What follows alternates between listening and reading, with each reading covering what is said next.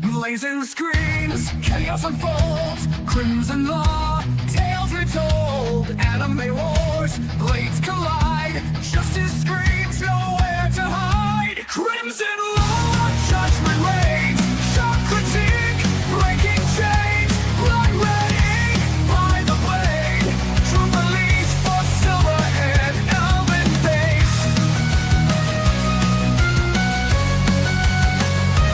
Elven face. Neon skies, warriors clash, pixel worlds, honor smashed, battle cries, vengeance near, crimson's wrath, all shall fear. Thunder roars the verdict grim, mechs explode, lights grow dim, bloodlines torn, broken dreams, crimson law silencing screams. As heroes fall and villains rise, shattered dreams and severed ties, stand and fight, the time is nigh, rising up to do what's right. Crimson law, judgment reigns, shock critique, breaking chains, blood red ink by the blade, truth unleashed for silverhead, elven babes.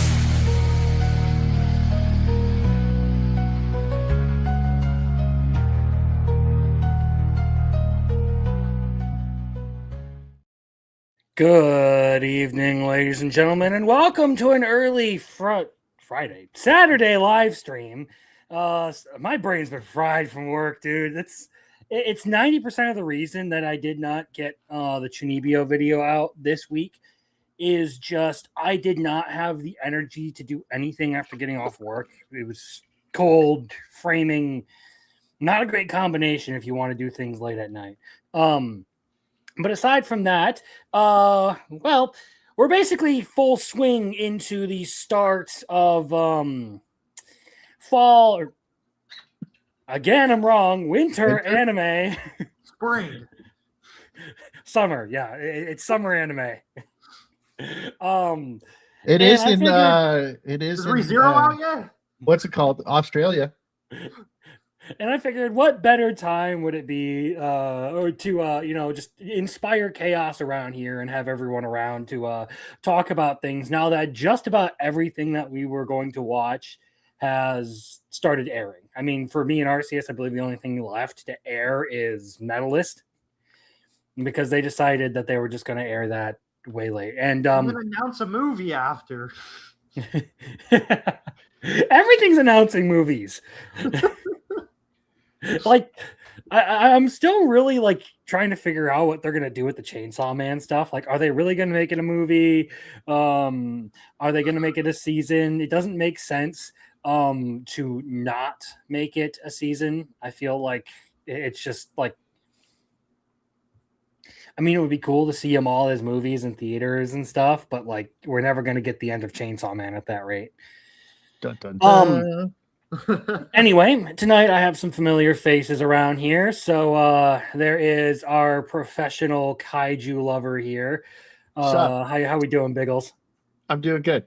I got the girls from Isekai Quartet in the background, and I'm good.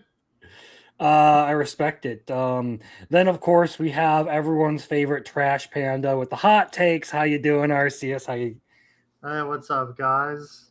Good to be here. Thanks, Crimson, for inviting me. I'm ready to fight Biggles whenever that happens. I feel like you're probably going to have to fight me first because the first thing we're talking about is your number 3 anime.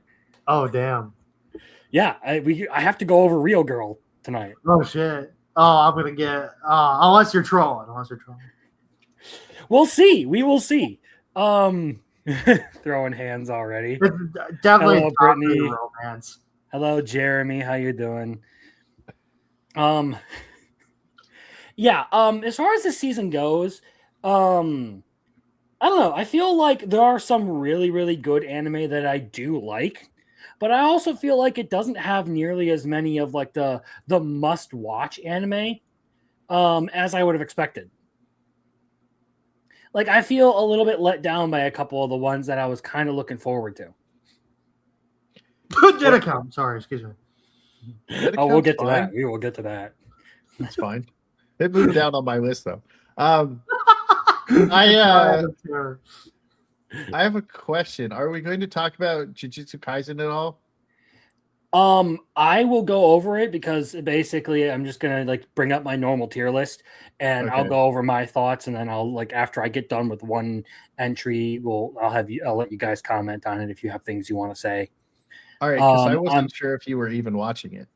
Me? Oh, I'm watching it. Okay. Because I like cool fights and flashy lights. I am a John Wick fan, okay? Yeah. Who is Dude, you see that like rating that the new episode got? Yeah, honestly, like way too high? part of me can understand why people would feel that way. On the other hand, though, it does not help the Jujutsu Kaisen fandom beat the allegation that they're literally just fucking aura monsters. 23 minutes of explanation, and all you have to do is pause and read the rules in the previous episode, and you already know everything from that episode. Not necessarily. That's a little reductive because there are a bunch of other lore drops and stuff that are put in there insofar as what Kenjaku is up to, what he actually wants to do, how they're going to go about freeing Gojo. Whatever. They go into a 23 lot more minutes of detail, extra. but you are correct in saying that a big chunk of it was just rehashing something that they showed in previous episodes. Yeah, like 90%. But that's not what we're here. I'm Yeah. not even an anime watcher for JJK, and I feel like I already know the whole plot just because of spoilers. Well, I do too, but I like seeing good animation on screen. Like I like a good fight. As much as I will make fun of people who only watch things that are just like good fight, like, oh my gosh, did you see how they did that attack and everything, and like how they animated this, and completely ignore any like good stories or anything. I honestly don't necessarily like throw shade at the idea of liking action, just being, solely focused on it and that being the other thing. Kind of like the person who only ever eats Big Macs. I would throw shade at the person who only ever eats Big Macs because they have terrible tasted food. It's true. Like, I don't hate Big Macs, but you can find a better burger, okay? Anyway, so to start the night out, we are in fact going to go over chat's pick, and there will not be a selection this week because, like I said, last week we did the first spin the wheel entry, and it was Muffler Tape's pick with Erased. That sounds awful. So next week we will go back to that, and you guys will have a say in it. But for now, I already am locked in for what we're going to do. So. Hello to JM, the Elite Fan. Hail, gentlemen, for in Season 2 has started. My humanity is restored. I respect it. For as thin as the last season was, I don't know that I'm watching any more shows this season than last season. I'm watching a few more.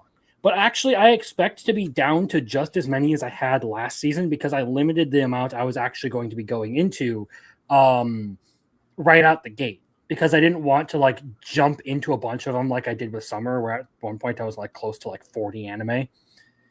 I had and then 30. Oh, sorry. no, and then like cull a bunch of them down over time because I just kind of like did the judge a book by its cover thing, and I'm like, all right, I'll read the synopsis. This doesn't seem like it's going to be for me. All right, whatever. If I hear good things about it, maybe I'll replace it for something that I don't like out of the ones I select.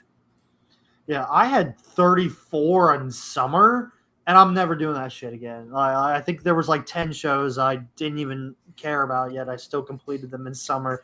So when fall came, I was very harsh, and I'm just doing the same thing this season. If I do not like it in an episode or two, I'm done.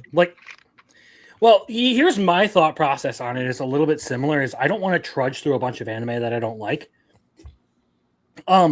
I want this to be as fun for me as it is for anyone who's viewing, as long as we're talking about the anime. And it's not fun for me to sit there and watch like 15 anime that I just don't like. So I decided I was going to be much more critical. I was going to be less open-minded on things. And it also helps because I know some of you guys like to torture me with your bad anime picks when I let chat have their choice. I won't name names, but someone on this panel has subjected me to something that I resent them for. Oh, good. It's not me. Um, Oh wait, no, we did say he had to watch Valkyrie Overdrive, so we all maybe. agreed to that one though, so I can't really say that's not even you. That would be that would be Little Chad. He was the one he's the one I would have to blame for You that. guys were like, "You've never seen that? Are you even a man of culture?" And I was like, "Yes." Yeah, let's watch the anime about the series where in order for the girls to activate their powers, they have to start just violently coming. It's a kaiju lesbian water slide or something. What did I say? Lesbian kaiju water slide? The fucking girl. She basically was a kaiju and a water slide at the same time. Oh, the giant girl. Yeah. Yeah. Some people are into that, and I don't understand it. Like, There's one in Chain Soldiers. I know, but there are whole a series about just giant women. I'm just like, look, I can get tall chicks, like she's 6 foot something, but when she's 16 feet, now we have a different problem. Okay. Man, let's go fuck the Titans in AOT. They don't have genitalia, okay? And that what game was it where they gave the Titans nipples? I was like, do the Titans even have nipples? What the fuck is going on? They don't have nipples. What fucking game was that? Wasn't it like Assassin's Creed Shadows or whatever? Like just fucking added Titans and added nipples on the Titans. Titan Like, what the nipples. Like what the fuck? I was like, Titans don't have nipples. Anyway, so before we get into any of the weekly stuff, there is of course the thing that we got to talk about from last week that I had to watch. So let's bring this up here. Greatest anime ever. Muffler tape with the L take on Getting with the Titans. Do not Do not redeem. Okay, so this last week I watched Real Girl. What's that? It's a romance anime. Let's bring this up. And honestly, it was all right. I enjoyed it decently.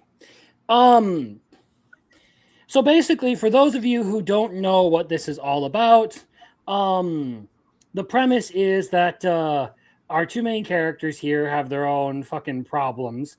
The chick here has like a reputation for basically being a slut and sleeping around with the entire school. They like the whole opening episode is about how she's an easy woman who will just use and discard dudes and all that.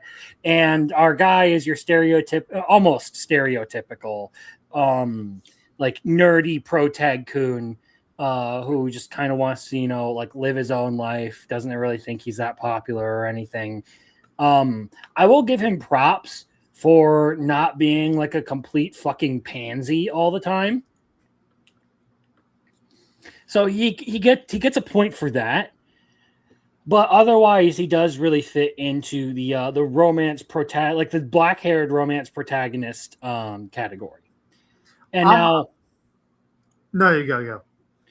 No, go ahead and say what you were going to say. Oh, I was just going to say I'm very biased with this, and I honestly kind of expect you maybe saying that season 1 was not for you at the very least. Maybe season 2 having a good home run at the end.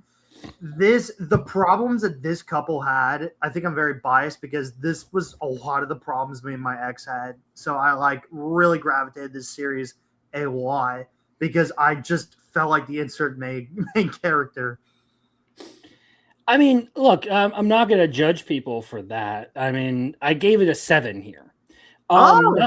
Not necessarily my favorite performance out of a romance anime, but I think it is generally an above average romance. And the two ways I would describe this would be you can effectively sum this anime up, sum up this anime's performance as a 7 out of 10 romance with a 9 out of 10 ending.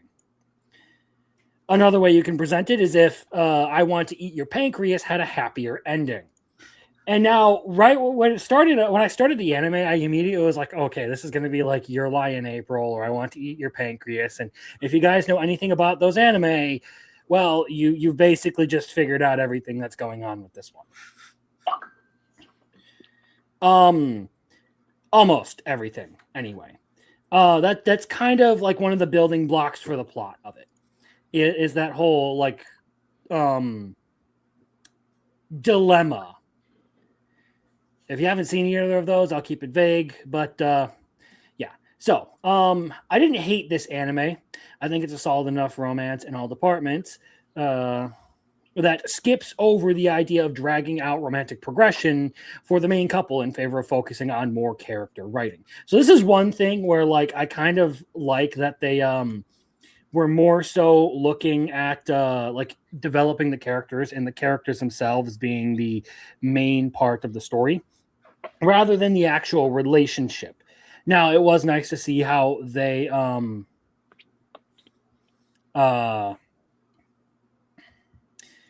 I do like how they developed that relationship and how they used that to actually, expound upon the characters and some of the like inspire growth in them on both sides.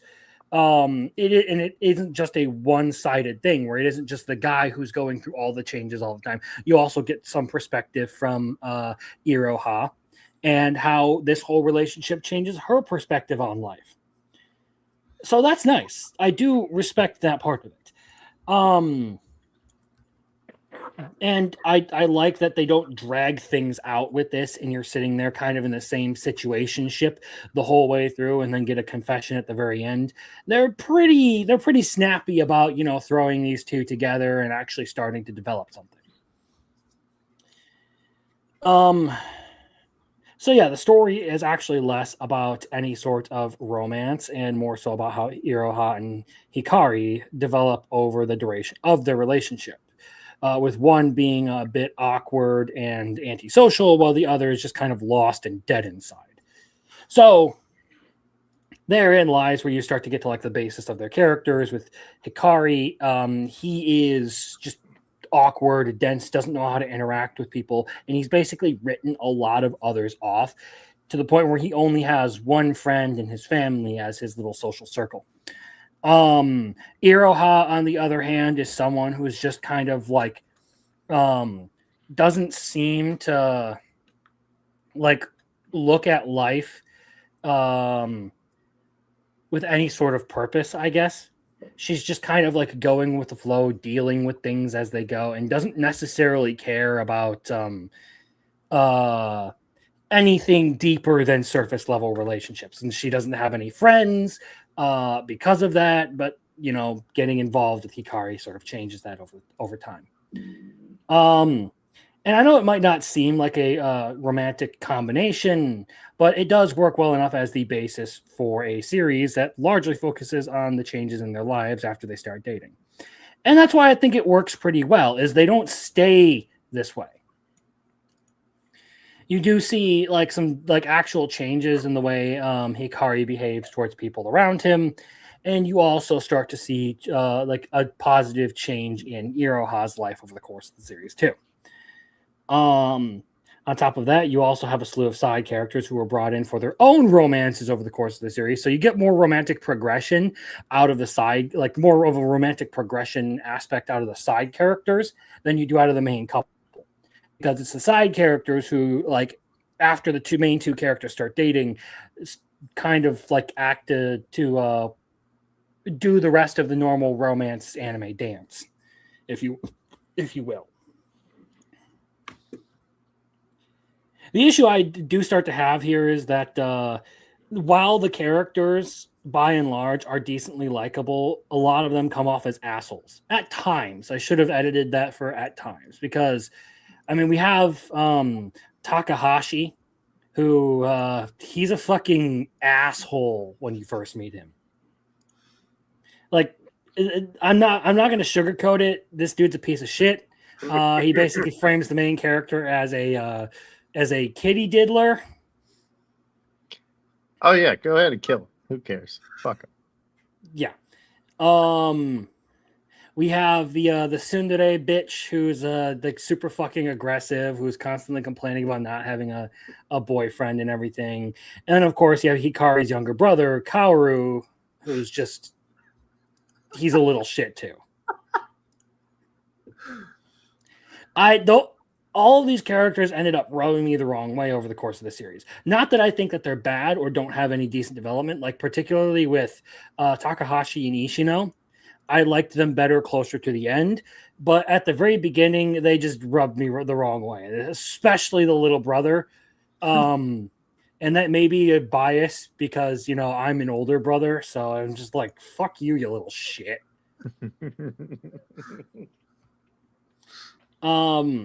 And of course, that list doesn't really include the one-off characters who acted as temporary antagonists. And now this is kind of, I think, the point of those characters was to rub you the wrong way and to be sort of like roadblocks for certain story elements.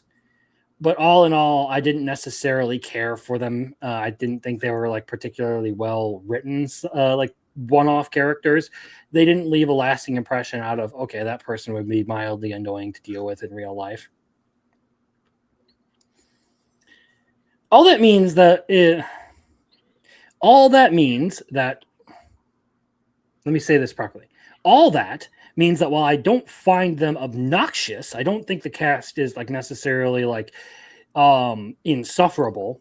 I wasn't necessarily a fan of the characters in this anime. I don't hate them. I think they serve their purpose fairly well, but I mean, you're not going to be a fan of absolutely everything. And I don't know, because this one was, I guess, more drama focused. I wasn't as hooked into a lot of what was going on with these characters as I would be for other series.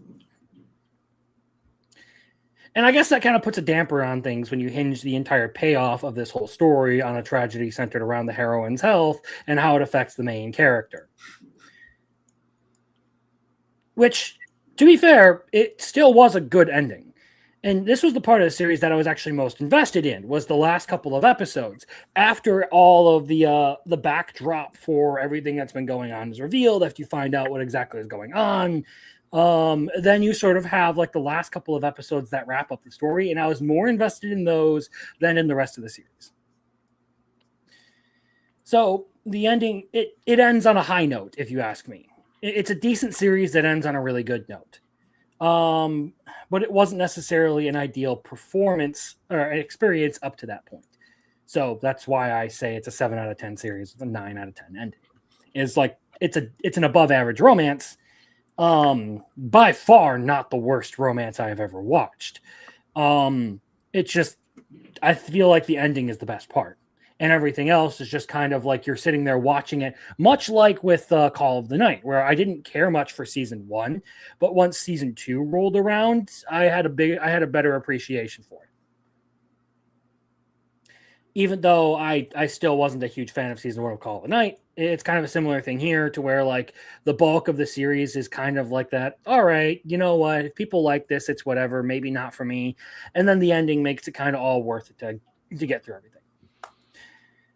If you want a series that's less comedy and more focused on teens trying to sort out their own drama, dealing with the storms of life, and build healthy relationships, then this is probably for you. To me, it's an above average romance with a good ending. And that's pretty much all of like my big thoughts on it. Like there wasn't any language, definitely no political bias, no violence, possibly family friendly, and there are 2 implied sex scenes in there that happened in the second season. And basically, it's just the characters waking up the morning after. Well, you So said with she this was one- on a bicycle, right? So that would make sense. Well, she's not. She just has a reputation for being that way. A lot of people just spread rumors about her, basically. She's much like with the main character, she's a completely different person once you actually get to know her. So I personally don't think I would recommend this one, and part of that is because I didn't think I haven't watched Your Lie in April, but I didn't necessarily think that I Want to Eat Your Pancreas was like this fantastic movie that everyone hyped it up to be. That's the weirdest name I've ever heard. Yeah, well, it's about a chick who's basically dying of like pancreatic cancer. Who gets involved with this dude at her school, and then shit happens. Anyway, I would say that if I had to pick from Real Girl or I Want to Eat Your Pancreas, I feel like Real Girl is a better setup overall because you're given more of the characters to actually experience, and it has a more positive ending. Yeah, I've never seen the other two. I've heard about what Your Lie in April and what happens, but yeah. Yeah, they're much more tragic overall, from what I understand, than what this one is. So, of all of those kinds of stories, this one probably has the best ending.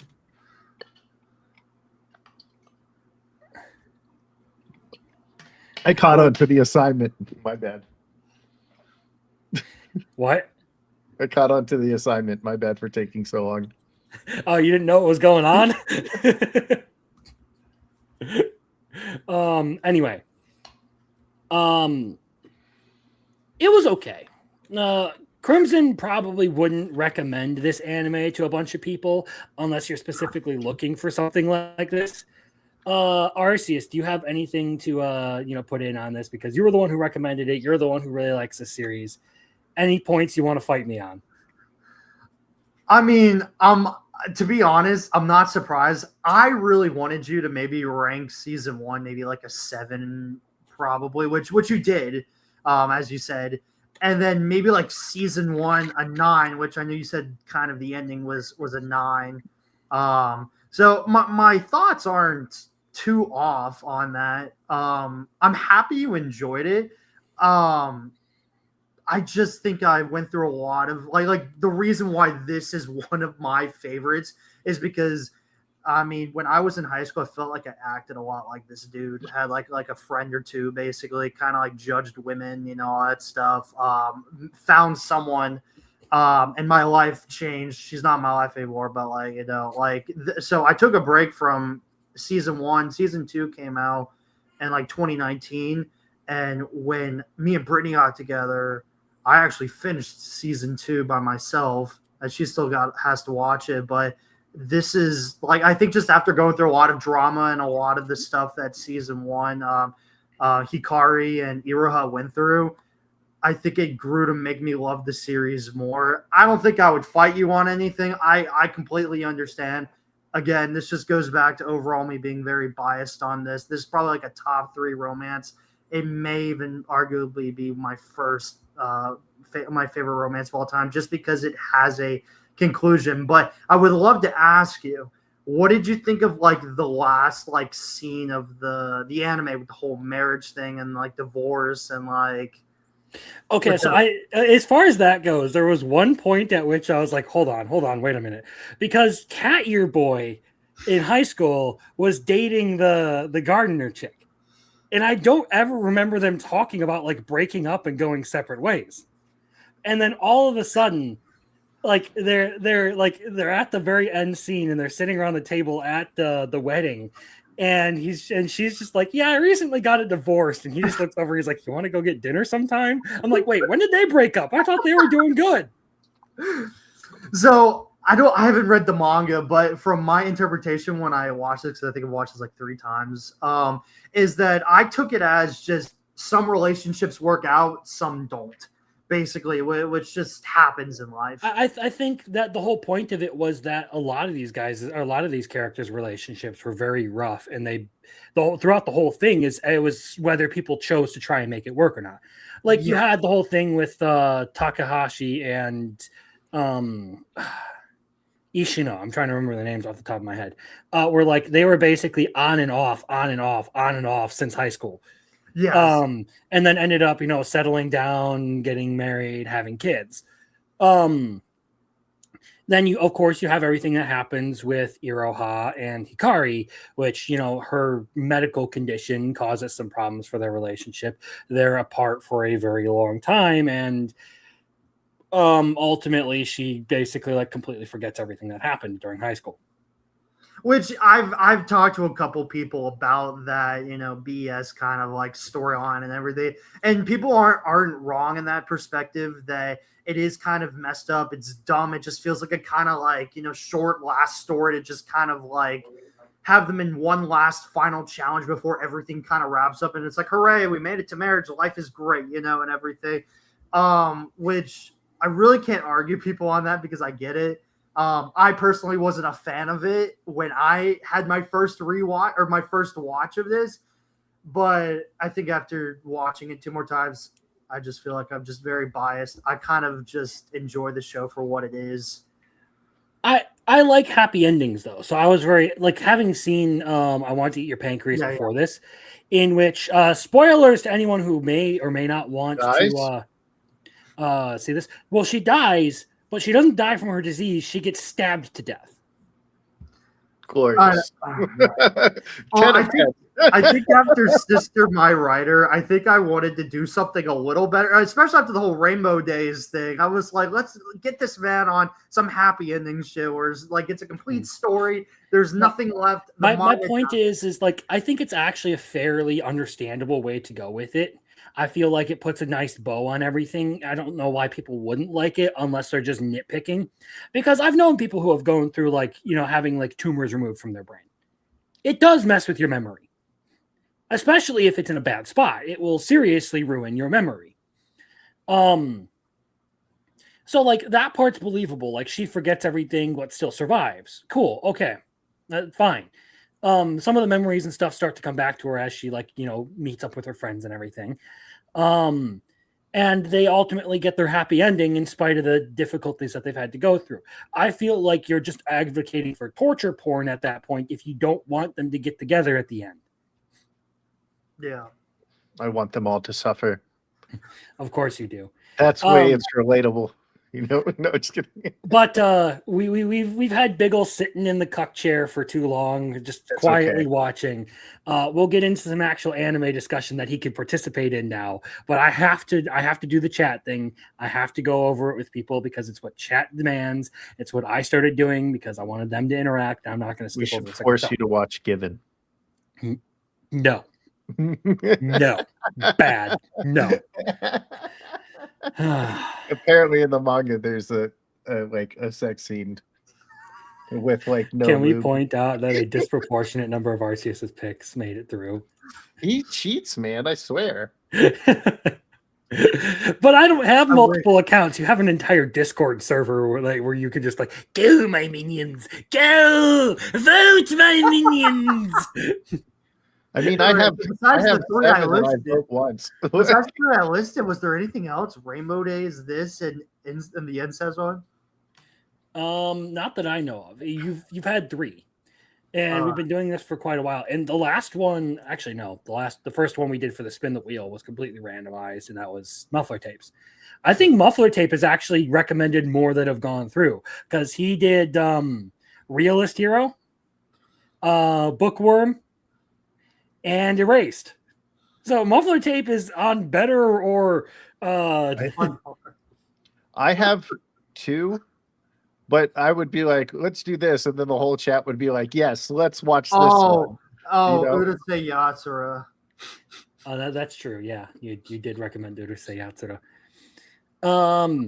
Anyway, we're gonna move on into talking about actual anime stuff now. So I need to. There is a share screen button. Don't leave the call. We'll bring this. And then I can add this on here. And this is effectively what we were looking at from last week. Can I make that a little bit bigger here?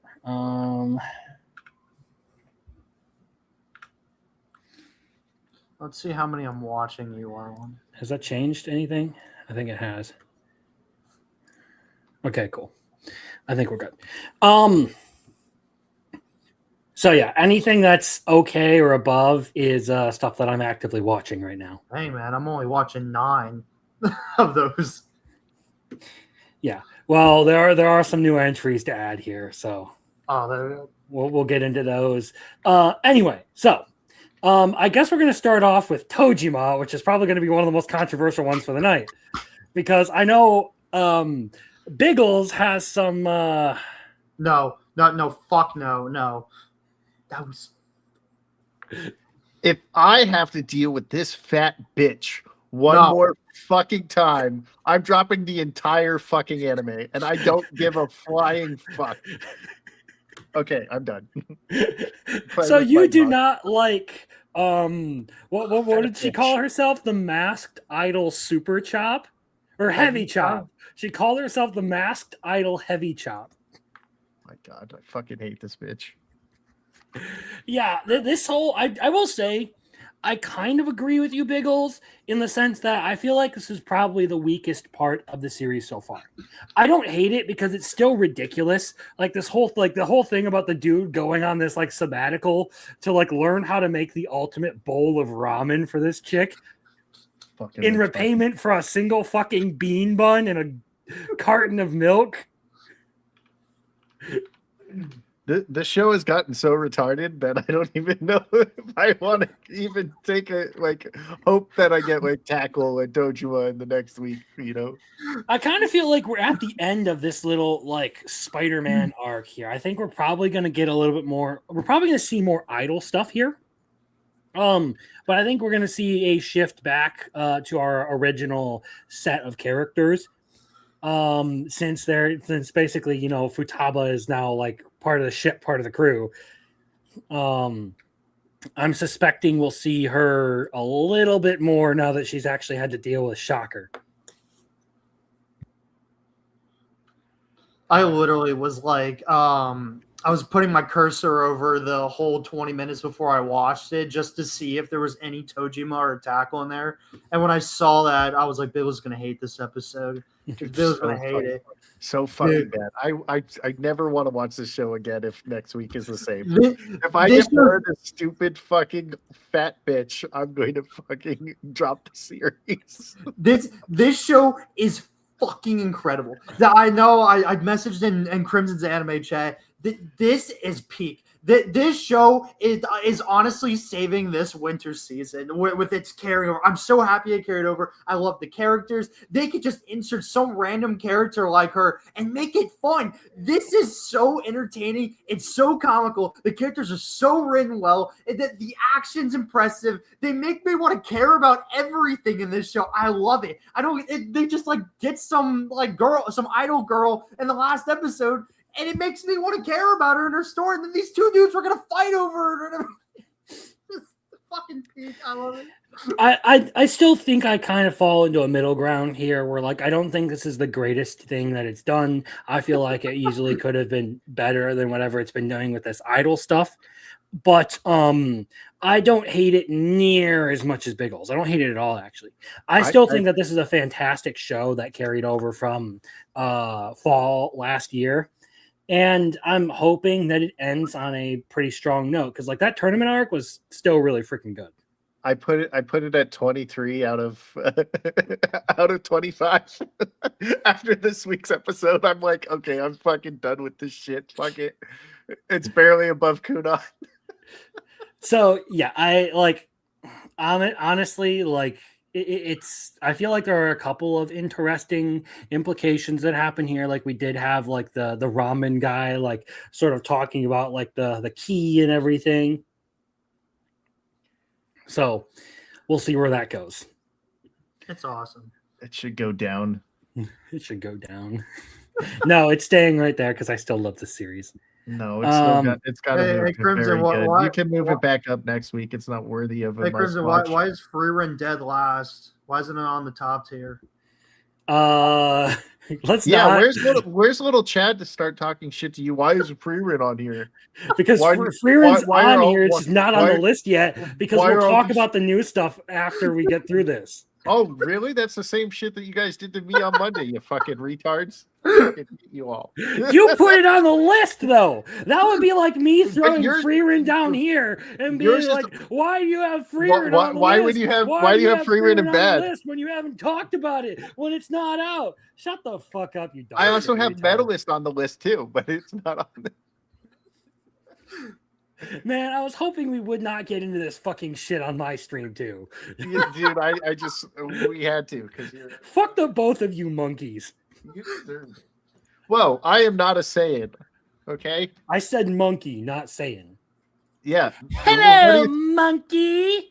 Oh wait, no, Okay, actually, I have a quick. clip for this. Hold on. Media assets. There he is. Fuck that monkey.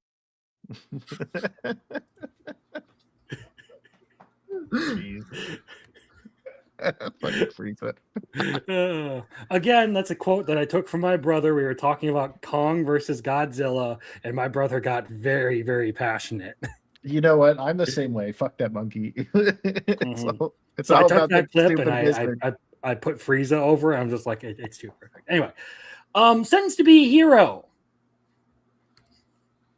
I like Um, it. Still, I still like it. I still like it. I enjoyed it. I think the new characters that they introduced in this episode were not were like they're kind of a fun new addition to the whole thing. But at the same time, it did look like they put all of their budget into that first episode, because there were times where they were clearly trying to save on the budget in this episode. And there was like one segment with Xylo and Teorita where like it is super well animated for no apparent reason. Like it's super smooth, super clean, looks great. And then you get to the fight scenes and there's a bunch of like freeze frame shots at the apex of people's like attacks and stuff like that. I'm just like, Dude, Scum of the Brave did that this week too.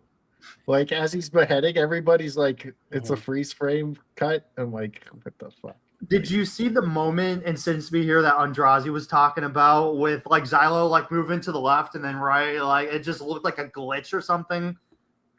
I didn't notice it. Oh, okay. It was around like 14 minutes in. When he mentioned, I was like, I didn't notice that. And then like I went back and noticeably looked at it, and it looks like Xylo's just walking steps like to the side and everything. It kind of looks like a glitch. It's not bad. It just looks weird. I take Andrazi's criticisms with a grain of salt, because I feel like he just perpetually has a stick up his ass. I think there was one clip where they were like overhead and you just see them like walking, and it all looked kind of funny too. So Either maybe way, they just can't draw walking. Sorry, go ahead, Chris. No, I was gonna say either way, I feel like this one was a little bit more like introducing characters, getting things kind of like more into the swing of what the story is going to be. There's some weird implications and stuff, but it did not have the same kind of action that the first episode did.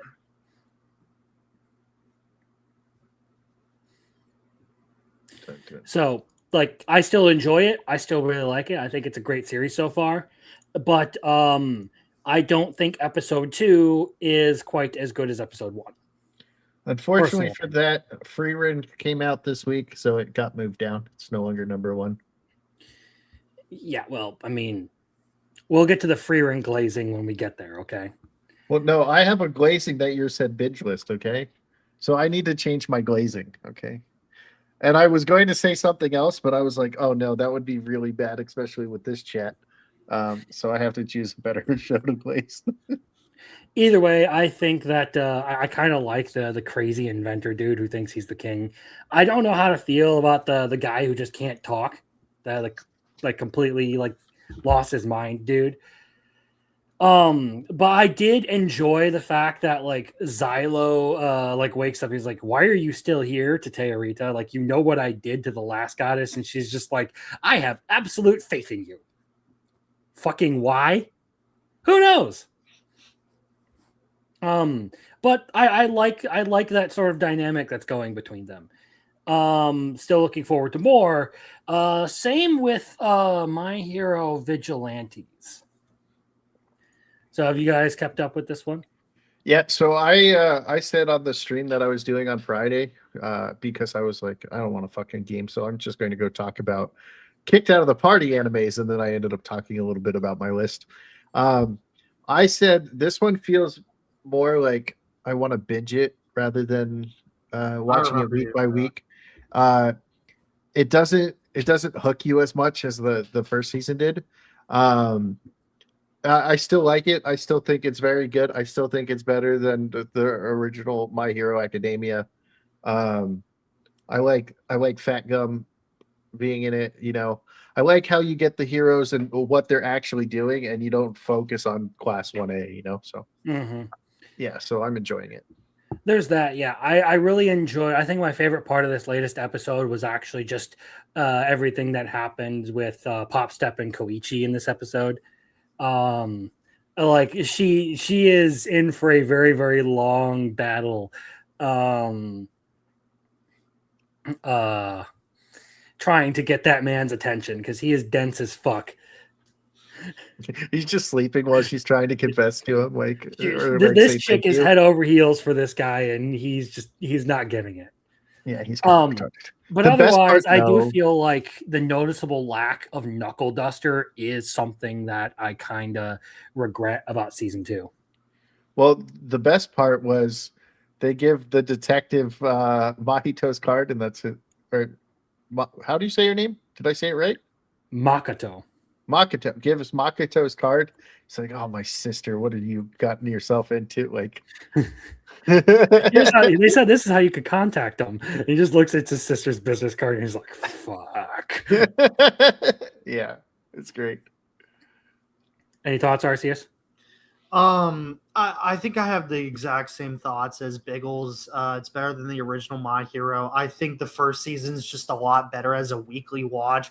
I do like Koichi and Pop Step a lot, but these first 2 episodes have just been good to me, like nothing special. But I've heard that this next arc is supposed to be really good, so I'm kind of holding out for that. Don't hate it, just it's like probably like a 7.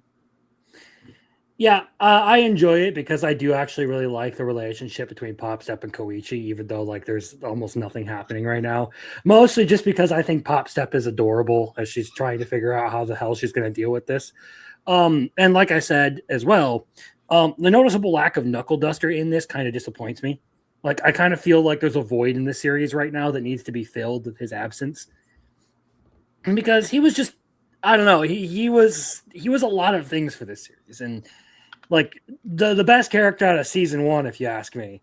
Especially so- that last arc. Yeah, we're gonna see where this one goes. But so far, I've really enjoyed it. I've been looking forward to it, and if the next arc is supposed to be really good, then awesome. I'm looking forward to seeing how Koichi learns to use his powers in the next couple of arcs. Yeah, that could be fun. Mm-hmm. So that is basically all of my must-watch category right now. Now we're going to move down into the very good stuff. And here's where we get to talk about Jujutsu Kaisen.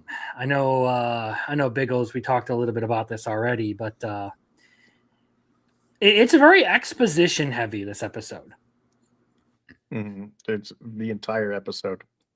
Like, and it's not even like it was great animation, you know, it was just them standing in a white room for 23 minutes. Like the fact that they gave it a 7.7 and then they were like, well, Jujutsu fans only care about action.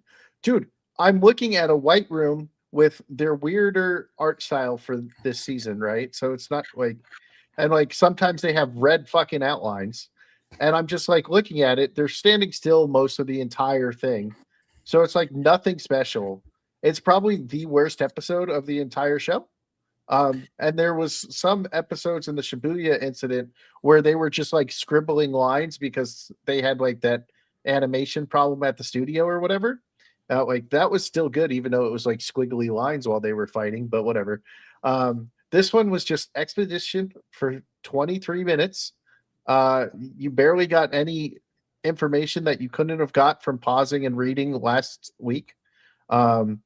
And if something actually happened, like even if it was just them walking around more and not in a white background room, then could be at least worthy of a 7.7.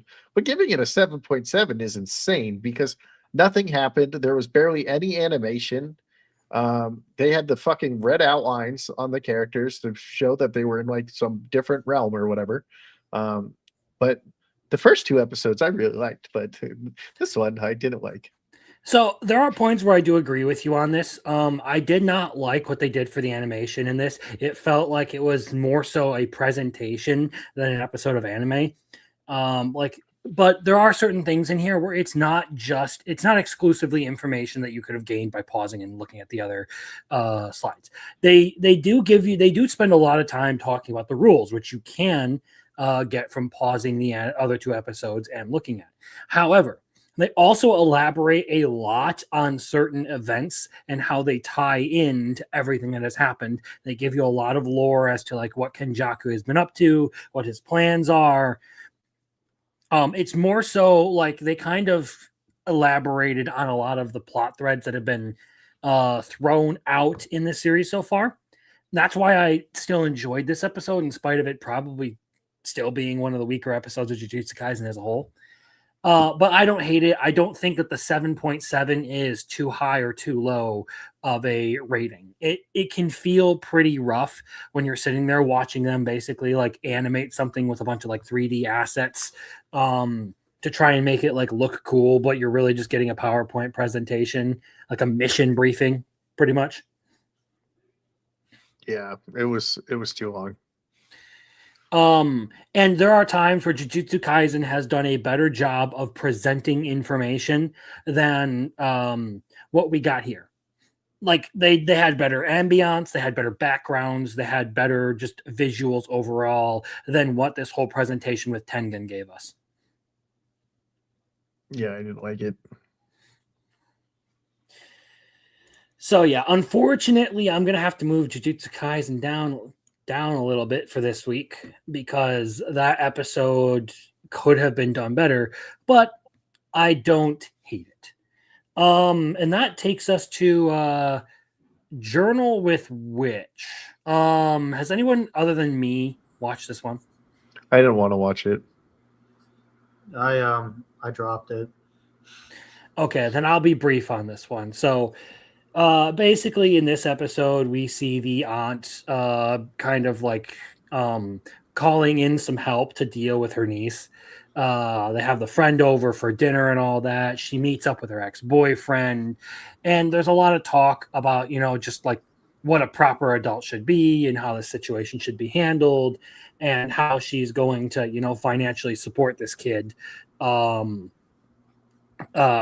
has basically just come and been dropped into her life because of an accident. I like it. I like a lot of the themes that they deal with in Journal with Witch, but I think it's going to be one that just kind of sits here in the very good category. And it's another one where I actually really like the intro. And that moves us right along to childhood friend rom-com. I know Arceus has been watching this one. I've been watching it too, but I haven't been having as good as the time.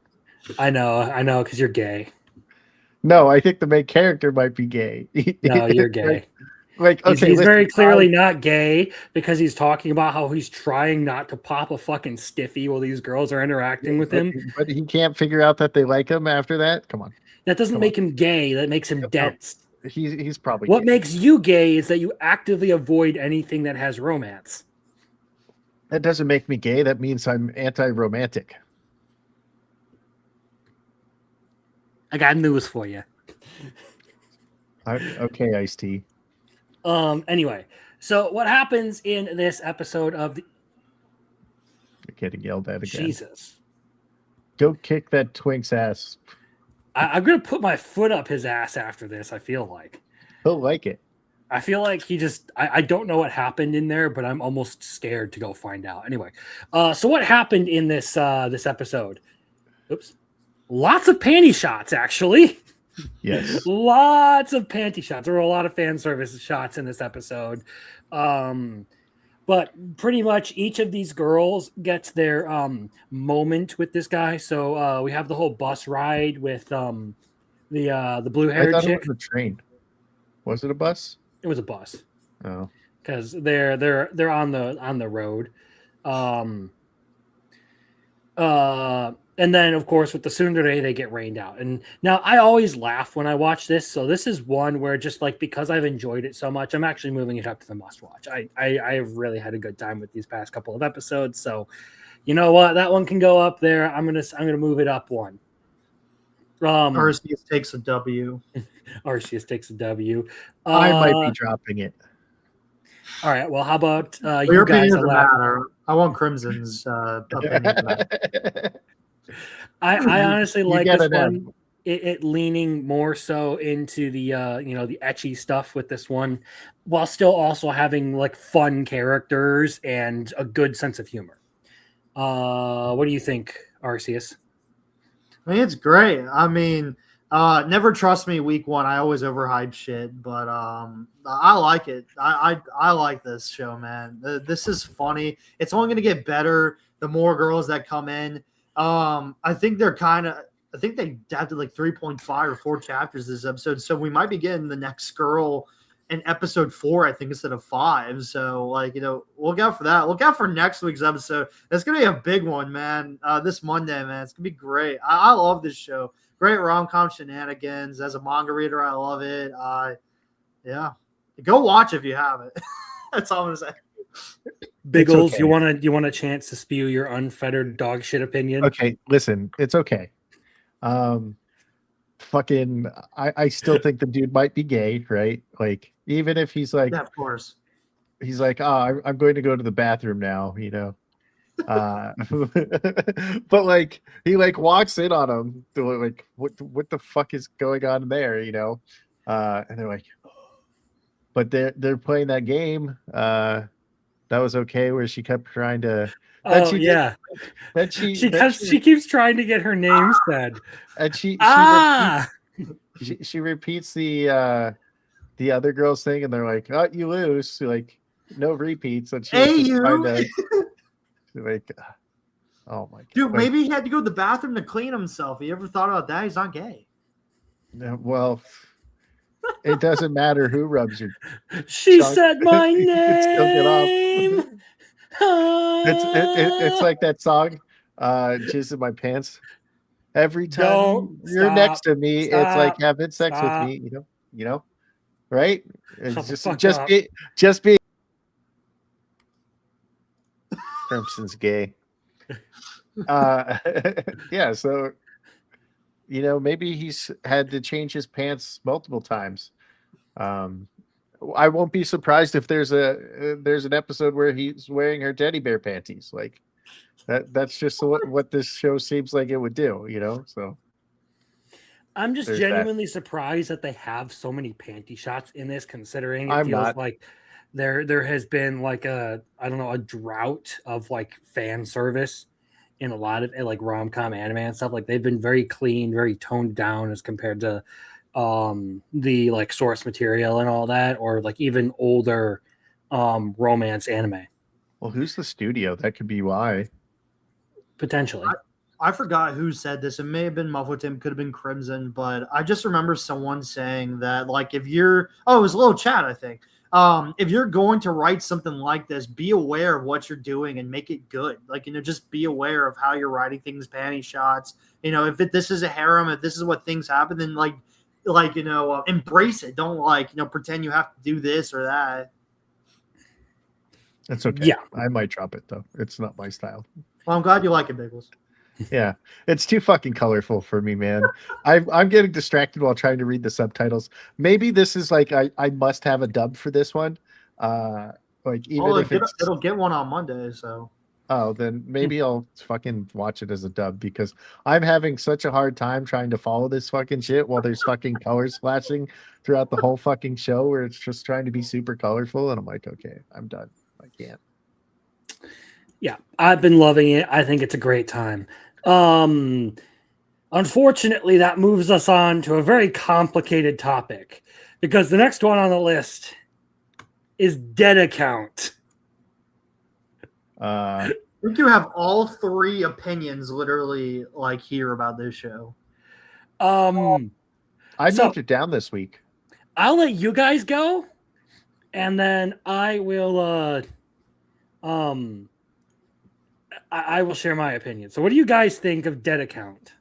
So I have it near the higher part of my list. I did move it down, but because I also put fucking Tojima all the way at the fucking bottom, because that fucking episode was so fucking bad that it almost stayed near the same spot. And Jujutsu Kaisen was so bad that got moved down.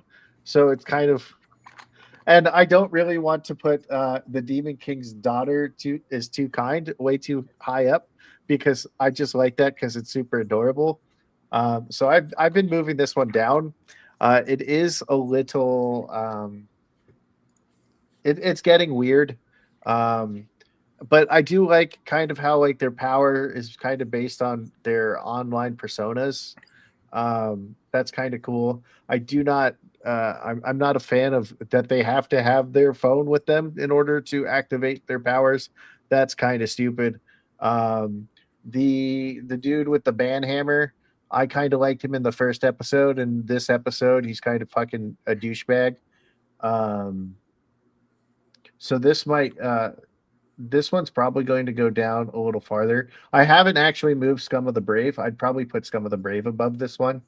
And I am waiting for the next episode of the other villainous show. So it will probably move out of my top 10 within like a couple episodes. But I kind of like some of the animation that they're doing, but it's overall it got worse than last week, in my opinion. Arceus? I don't like this show at all. I didn't like episode 1. I kind of skimmed episode 2. I don't like this show. It's just, yeah. I'm not a fan of it. I'm just not a fan of the power system. The whole sister thing just kind of turns me off after just what happened in episode 1. I like legit don't care about any of these characters. The show's not for me. I think the power system is so stupid. There is nothing that makes it's not the worst thing I've seen, but like it's just not for me. I just think the whole premise is dumb. I don't Like have much. rom-coms. Yeah, well, Rom-coms are great. I agree with you in some respect, Arceus. It's definitely fucking retarded.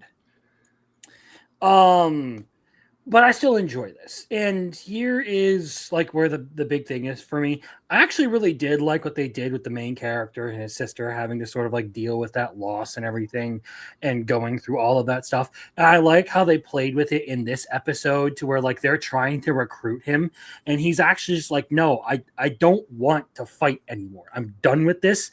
My sister is gone. There's no reason for me to do any of this. Fuck you guys. I'm leaving. Mhm. And I thought I really liked that because it does show like that this guy was literally just, like dedicated to like trying to help his family and everything. But they kind of mishandled that in my opinion. Because what they should have done for it is they should have had him sort of like go out there and just like sort of like stew on the whole offer that he'd gotten.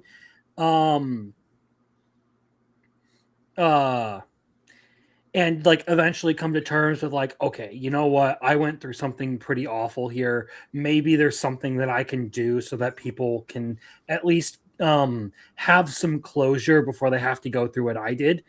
But no, that's not what they did. They instead bait him back into joining the academy by telling him, hey, your sister didn't die of her condition. She got killed by a ghost. You do know that, right? So they basically rage bait him back into joining the academy. I didn't like that because I kind of liked the idea of basically what I proposed earlier is like you have someone who just wants to be away from fighting. He doesn't actually want to be there, but sort of does because he doesn't want people to go through over the same thing that he's gone through. Now that's not what they did. The power system's fucking retarded. It doesn't make sense that if you're dealing with ghosts, you would have to digitize your fucking powers in order to fight ghosts in the digital world. Like the ghost manifests in our world. Just beat the shit out of it when it comes into our world. It doesn't help that I watched Digimon Beat Break a couple episodes of that before I dropped it. It just seems like it's so similar, and that's why it makes no sense to me. Digimon Beat Break sucked ass. I dropped it in the first one, and I'm a Digimon fan. I've spent thousands of dollars on Digimon. I've spent more money on Digimon just from the cards alone than I have on Kaiju number 8. Okay, and I watched the first episode of that, and like the same thing with the rom-com, dude. It was like it's a show that you have to watch on LSD. Okay, it's so colorful, and then it fucking sucked. It was awful. I was like, this is shit. I don't want to watch this. And I'm a huge Digimon fan, and I was like, yo, fuck that. That sucked. Yeah, as far as dead account goes, I think my big thing about it was like, it's either generic or outright retarded in a lot of respects. But I think as far as the main character goes, it has a good emotional hook to me. That would be the easiest way to sum up my feelings on this. I don't care about literally anything other than the main character, and depending how they go about things in the next couple of episodes is really going to determine whether I keep watching this or not. Right now, it's going down the list for me because it's just I can't handle the fucking digital shit. I think it's so fucking dumb. I want to see a little bit more of the black purple hair, the girl with the black and purple hair. I don't know what her powers are, but she was fun to look at, I guess. I was happy with the little Tamagotchi keychains for Digimon. Remember the bricks that you link together physically to battle? Those were nice. I don't know what that is because I was never into Digimon. So you weren't even born yet, Crimson. So there was these Digivices, right? And depending on which Digivice you had, you would have the Digimon in it, and then you would push them together, and then you would fight each other by pressing like one of the two buttons on there. So you would fight your friends by docking your Digimon. Exactly. Yep. Okay, so that's dead account. Now we have Tamon's B-side. I didn't watch this one. I got nothing. I love this show. Honestly, this episode was even better than the last ones. So this show is fucking hilarious. I love it, especially now that they've introduced the new guy that she absolutely fucking hates. I get so much of a kick out of just like how she deals with this fucking cunt. Like he's a total ass. Like he's out here bullying Tamon and everything, and then like she walks in on him, finds out, and he's literally doing everything he can to try and like replace Tamon because he does not like the guy. And she's out here just like, fuck you. I'm gonna put you in your fucking place. I genuinely got a good couple of laughs out of this. Just like her calling him a gorilla, him kicking down the door multiple times, the fights between the characters. Like this episode of Tamon's was just great. I fucking loved it. I thought it was really entertaining. I know you love it, Arceus.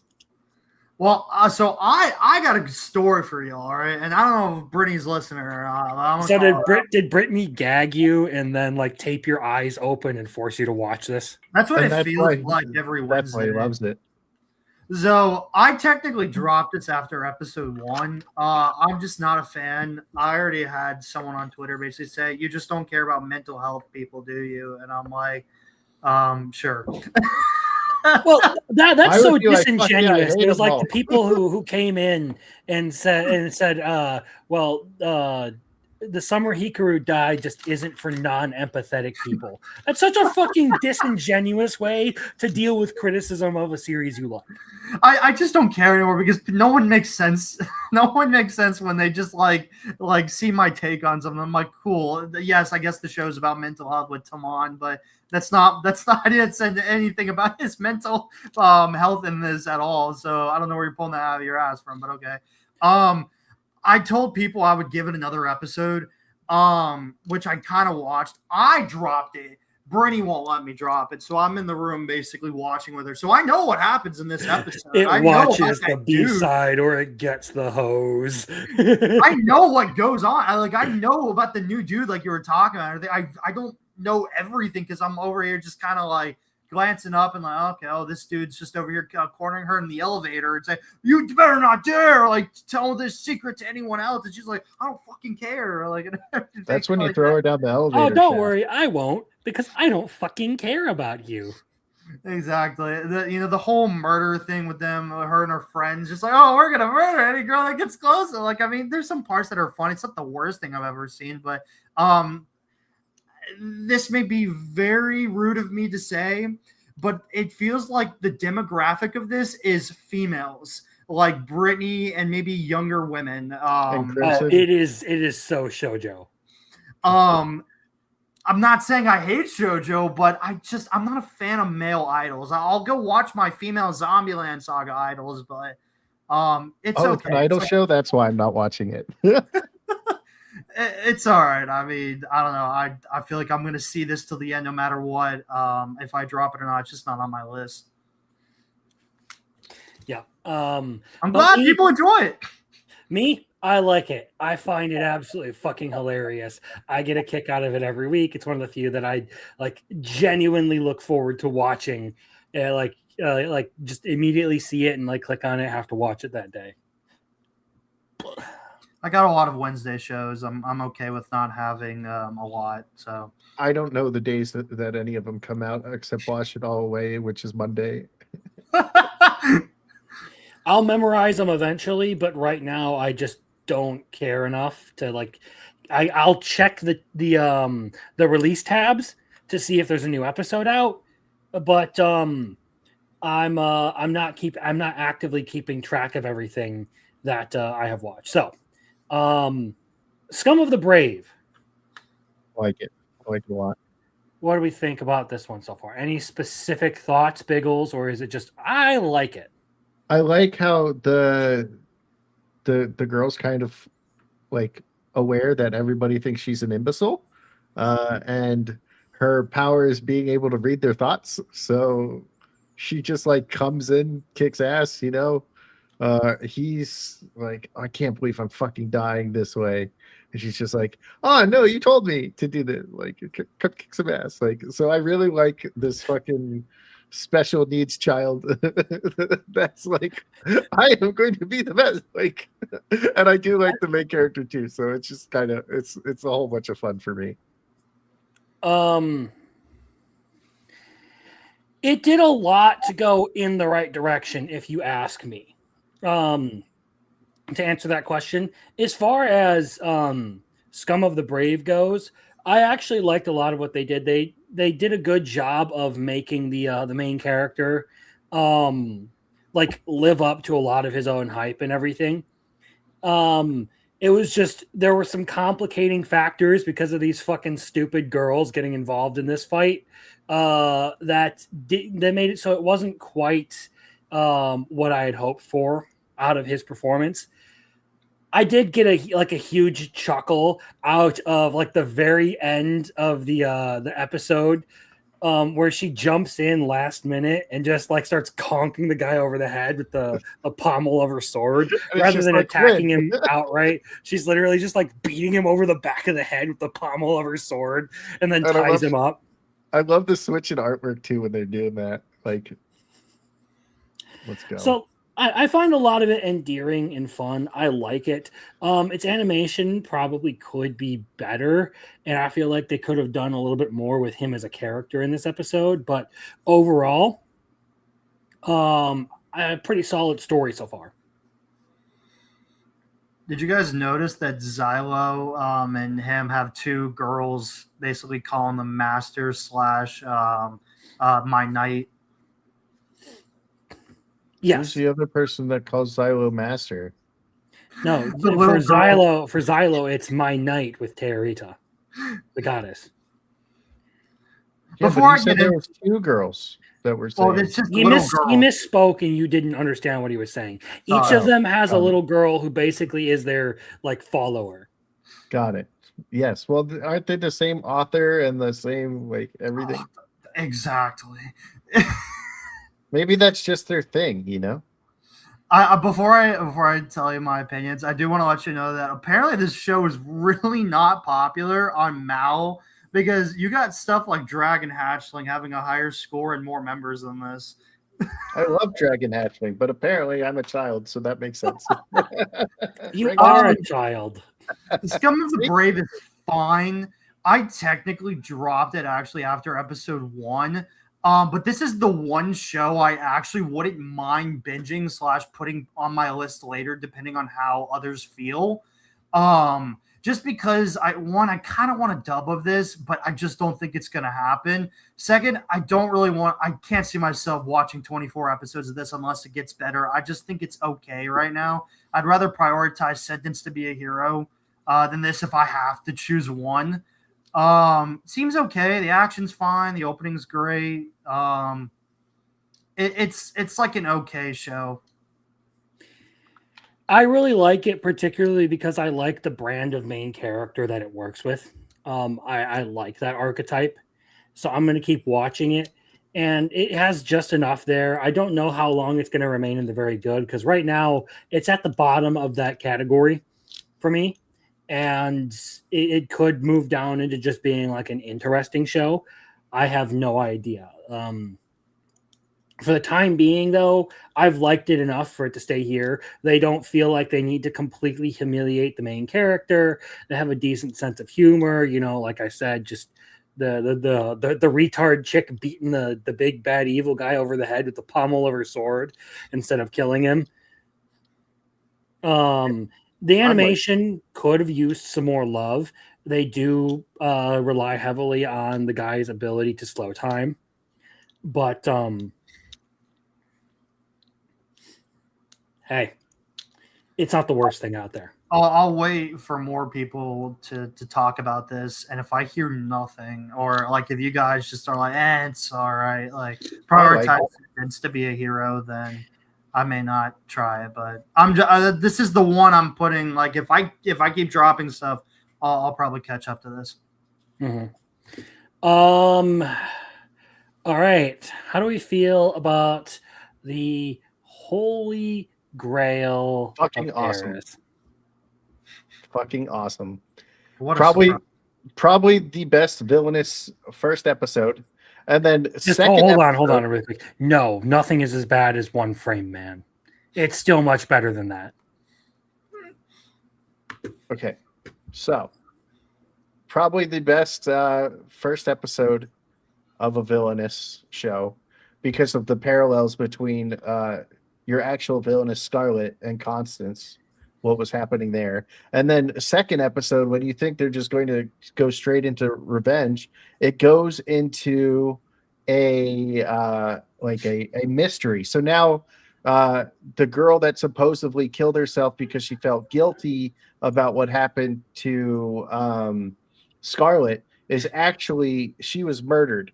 And now like when Constance goes to like try to find some information on this, Rudolph, the girl Lily's former husband or whatever, or widower, he is like suspicious of her, and he like catches on to her and all this, and it was really good. It's fantastic. That's what I gotta say. Anything, RCS? I mean, I will agree with Biggles that it had a great first villainous type episode that felt decently original. Still not my genre. Don't really care. Glad you enjoy it. That's okay. It's better than your glazing of the childhood friends. I don't think it's better than childhood friend rom-com. Well, I you do fucking think... hate the genre, so. Shut the fuck up, you fucking complaining little stick up your ass bitch. I mean, I there's said nothing up my it ass. suffers from the same issues as Kicked Out of the Heroes Party, to where it is very trope locked and it has to do a lot of the same things over and over and over again. Dude, I at least watch every villainous that comes out each season, even if I know it's not for me. Well, talk to me when you watch first episodes of every rom-com that comes out every season. Then we can discuss more. No, do you know how many fucking rom-coms there are and how fucking You don't get to rom-coms are? talk about like glazing or like trash talking people who glaze Dark anything. Moon? You fucking Dark Moon humper. You fucking dick rider. You're out here over here like Dark Moon, Dark Moon. Oh, the dub's out, by the way, for the people that want to know. Fucking loser ass. That's okay. I don't take anything Muffler Tape seriously because Anyway. he has worse takes than Arceus, you know. As for my opinion of the Holy Grail of Eris, I will move it up ever so slightly. And that's a very that's not a noticeable like that is a marginal increase. And here's the problems that I have with it, and here's the things that I like. I thought it was a pretty good continuation of the mystery stuff that it sets up in the first episode.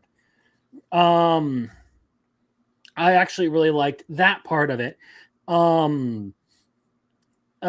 It like just that in and of itself makes it a distinct villainess series where you actually have something for our quote unquote villainess to do, or a mystery to solve. That puts it a little bit more in my wheelhouse.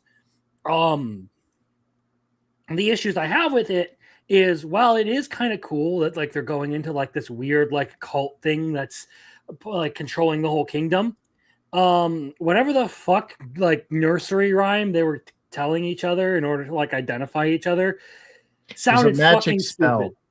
It's a magic spell. It's not actually a magic spell. It's just how the girl explained it to the children. It's not a nursery rhyme. It sounds like one. It's like Kiki Kuku Kuka Klux Klan or some shit like that. It's 2 words. It's not a nursery rhyme. It's 2 words. And who knows? It could be magic because there's ghosts. So it could be an actual magic spell. Either way. My point being that I still do have some problems with it, but I actually do like the central part of the story. We're going to see where it all goes because, I mean, you just introduced a character named Lord Death, and I don't know how much I don't know how much more like stupid you can get with the naming. Lord Death. I mean, Eminence of Shadow has Perv Asshat and well, that one's specifically Skeletor. Like that one's or Skeletor. Specifically making fun of the fucking naming scheme. I know, but still, they have names like that. So yeah, well, this one tries to go for a serious one and just comes off as like someone had a case of Chinibio while writing this. Perv Asshat, damn it. And I still don't like Perv Asshat as a name for Eminence and Shadow. Okay, so you can fuck all the way off.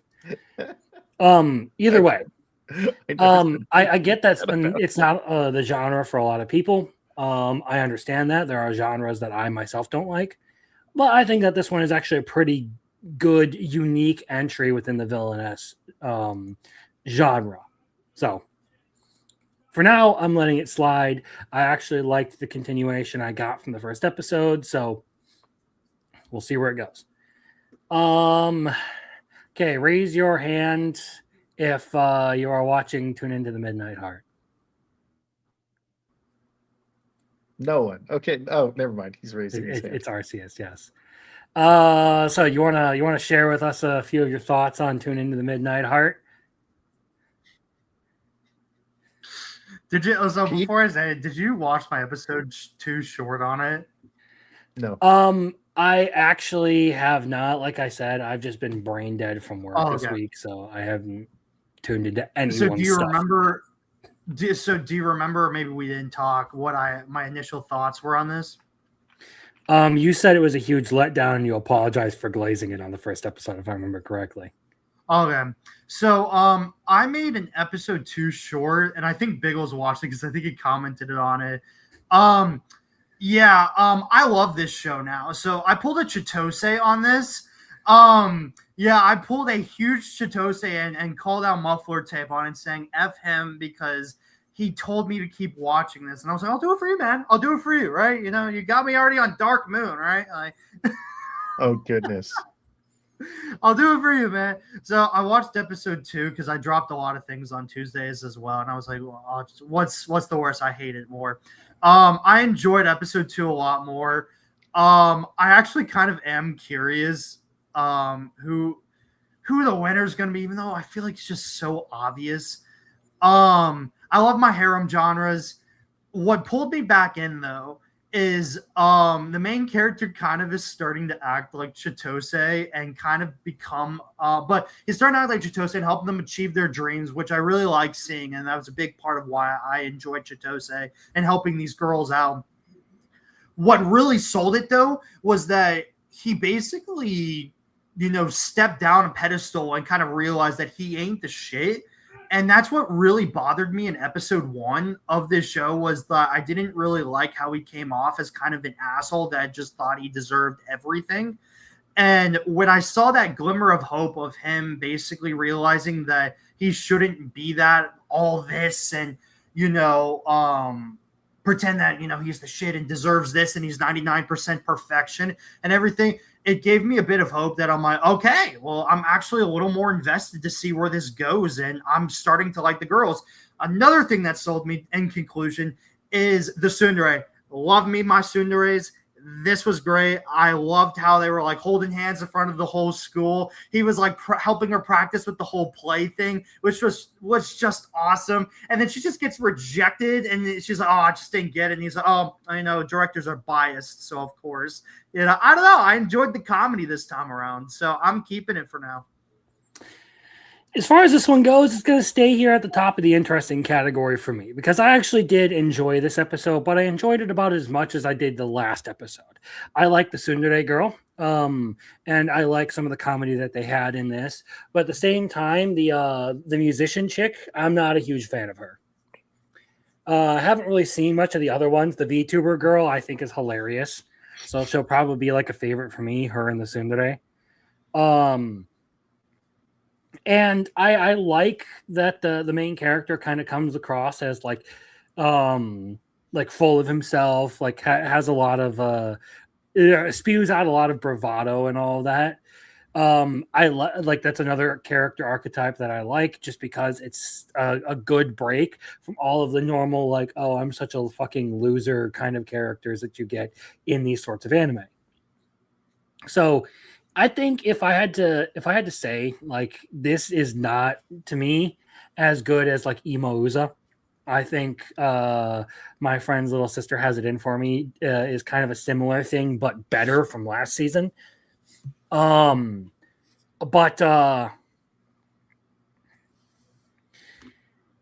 it's all right. It's interesting. I'm going to keep watching it. There are certain rough patches to it that I just don't enjoy, but like the whole thing with the tsundere was actually a very enjoyable part for me. I actually like enjoyed the whole thing where they're like practicing for the play, holding hands, and she's out like the two comments about like it's very obvious when she's lying and it zooms in on her ears being completely red. That was awesome. So yeah, good episode. Not move worthy to me, but good episode. Agreed. Okie dokie. Let's talk about PG-13. The cutest show ever. Okay, the cutest show ever. All right, like if Frieren was like all demons are bad, I'd have to say there's one that is different. they saw how popular Frieren was, and they had to run pro demon propaganda this season. They're ready. They're like ready to fight Frieren to save this little demon kid. But I like how in this week's episode, there's like a succubus who's like can't seduce shit, and she's just like, "You're my master as a prank." Like I am a child. Okay, I am basically a first grader. Okay, that is what everybody says. He's like, Biggles is mentally 7. Okay, and this is the perfect anime for a 7-year-old like me. Okay, like. So as far as this anime goes, like I enjoy like the endearing part of it, but I feel like this one's gonna kind of fall into a similar category for me as like Spy Family, where like it survives solely on the gimmick of the one character and nothing else. I like the babysitter too. Fair enough, but like I don't know if this one's gonna be for me. Because personally, I'm not like the biggest fan of this one. I don't know how much this is actually going to matter in the long run because I have some opinions on some of these other ones here, but I don't know how like I'm surprised like you've even got to episode 3 because after episode 1 you were complaining about like the singing and they're singing in each episode. Like this one was like cha, cha, cha, cha, cha, cha, cha. It's stupid, but as far as like mascot characters go, Do is actually a really good one that I like. I like it. I'm a child though, so whatever. I have the mentality of a 7-year-old. RCS, any thoughts? It's fine. After episode 3, I dropped it. I have a very complex history with this since it came out last week. because I enjoyed episode 1 a lot, and I was actually kind of dying laughing, and I'm like, this is actually pretty good. Like, I can't lie. And then the whole song thing in episode 2, and then 3, and with the whole seduction thing, with the whole succubus thing, and then the child trying to sit, and then the blonde girl. I was just like, this is too cringy for me to enjoy this. I will never fault anyone for liking this because it's not bad. It's not the worst thing out there, but 3 episodes was enough for me. I'm good. I don't know how many more episodes of it I'm going to continue because I kind of have, it might be one of those things where like if I want to watch something else or if I just want more time to myself, I could probably just justify dropping it. Big Looks can blame me keeping Midnight Heart versus that, because if I didn't keep Midnight Heart, I probably would have kept going with this. It doesn't matter. Like it's going to be similar almost each episode, you know. So I just think it's fucking adorable. Okay, and I can't stop. You know, I will fight Freerid myself. Okay, I will grab one of those fucking crystals and be like, "You can't use magic now. You're just a girl." I mean, whoop your ass. it's kind of funny, man. I love that even though Doof fucks up all the time, the father's just like, "Oh, you're such a good girl." Why can't you be evil? I love you. Like, I want her to be a demon lord. Oh, you're a good girl. Good job. that's a girl dad for you, though. Right? Okay. Is anyone watching Fire Force? No, I dropped it in season 2. I couldn't keep watching. There wasn't enough of the Dami mommy to keep me interested. They didn't show her I'll enough. watch it when it ends at all. So we had the coolest character in the whole series get like a whole backstory, and it's basically like this whole series, this whole episode is like focused specifically on Benimaru. Like he gets his backstory, he fights the doppelganger for his old mentor, and they go through the whole thing about like his techniques and everything. I still don't know how I feel about this because like the animation for Fire Force has not been good. I'm not gonna lie, I don't particularly find it appealing the way they've done things. There are certain shots where potentially like you have some good work done, but I think they're ruined by poor directing or editing. Like everything just feels so rushed and jammed together. Like they're trying to make everything like fit together in as fast a pace as possible so that they can get to other things that they want to do. And I'm struggling to remember exactly what happened. Because in my notes there is a what the fuck, and I don't even know what that means is supposed to talk about. It's really funny to me though that like you have all of these like ridiculously tough fire soldiers and all that, and they can just die to a normal knife. Well, I mean, Like yeah, you can man, just it's you can just sharp. stab them in the back. Yeah, that makes sense. Yeah, It's the like guy you could who kill Harry Potter with bullets. You just haven't tried it.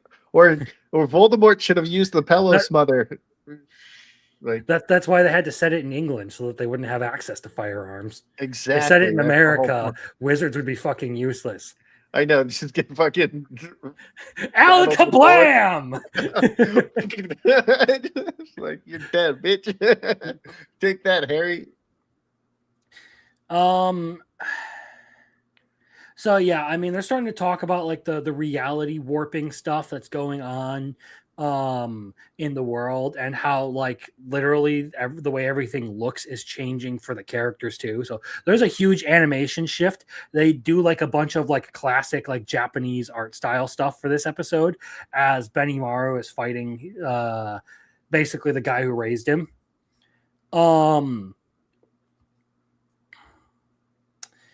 But I don't know. I don't know how I feel about some of these things. I feel like some of the decisions that they have made thus far have not really impressed me. Fire Force Season 3 has not been super appealing, in my humble opinion. I dropped it at 2, so You're probably better off. Yeah. And Cultus 45is. Oh, that reminds me. I heard someone recently refer to a 9 mm handgun as a heavy assault weapon. I get it. Wow. Because if you hit someone in the head with it, it could be kind of heavy. And now this is like a true crime guy from England talking about like this mysterious death in a hotel and how this chick supposedly like shot herself in the head with a 9 mm. And he's like referring to it like, how could this woman have gotten her hands on this heavy assault weapon? And how could she have pulled the trigger when the recoil would have been too much for her to control in that position? And I'm just like a 9 mm. it's a 9 mm. I mean, I feel like the only thing smaller than a 9 mm is a 22. Yeah, I think so. Anyway, that's irrelevant. That is irrelevant. All right, Trigun Stargaze. Who out here has been watching Trigun Stargaze? I've never watched it. Nobody? Okay, then I'll be very brief in this description. Okay, so the Comatose arc fucking sucks ass. I don't care to watch Vash sit there and fucking guilt trip himself into being a retard. Meanwhile, this guy who wants to fucking murder him nurtures him like back from the brink, and this episode is fucking bullshit. Okay, I'm not gonna lie. I'm not gonna lie. This episode was a load of bullshit. But Vash is kind of back to normal now. So cool. But I honestly, whatever interest I had in this series from the end of the last season, has disappeared. Outside of the very last scene where Meryl Streep hits Wolfwood with her car in the middle of the desert. That is the only thing out of this whole episode that I got a kick out of. Is it's Meryl Streep and Millie Thompson driving through the desert, and they hear the reports that Vash the Stampede has been cited for once for the first time in 2.5 years. And she gets really excited, and she's talking about how they have to verify it all on their own. And they're driving, and Millie's like, "Well, you should probably keep your eyes on the road." And she looks ahead, and Wolfwood's just trudging through the sand, and he looks back over and then gets hit by the fucking car. Nice. That sounds fun. So at least Wolfwood's back in the series now, but Vash was barely in his own first episode. Like, what the fuck? And this is the problem that I have with It seems like a good reason not to watch. This is a problem that I've had with like the Stampede and the Stargaze version of this story. Is they talk about how it's technically more faithful to the manga than the original. But I don't think it does a very good job in and of itself of presenting the manga, because a lot of details, a lot of events are way out of order. Just saying. Interesting.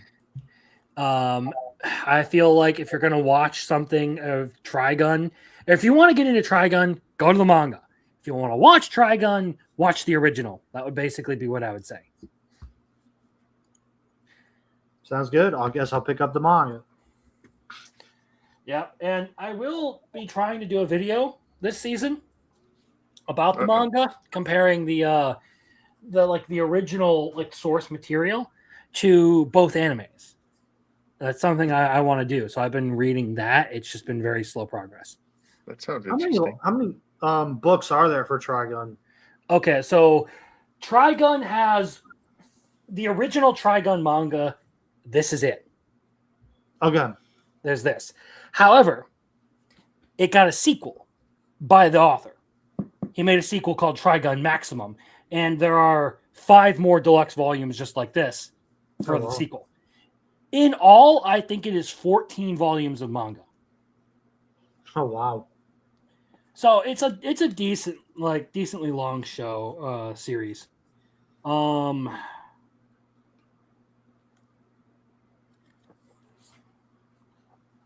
It's just we're gonna see where it goes. I've enjoyed it so far. I feel like sometimes the art in the manga is a little bit hard to follow, but it's not the worst. Still would recommend just watching the original anime, and I still don't think that the Trigun anime is as good as Cowboy Bebop. So fight me. Cowboy Bebop's better.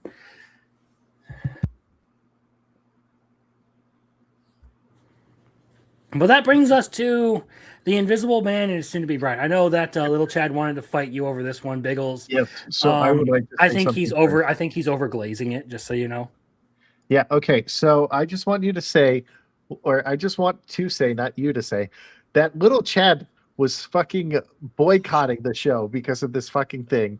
And then I watch Arceus's video where he's like, "Yeah, I'm probably going to drop this. Like, this is like so like worthy of being dropped."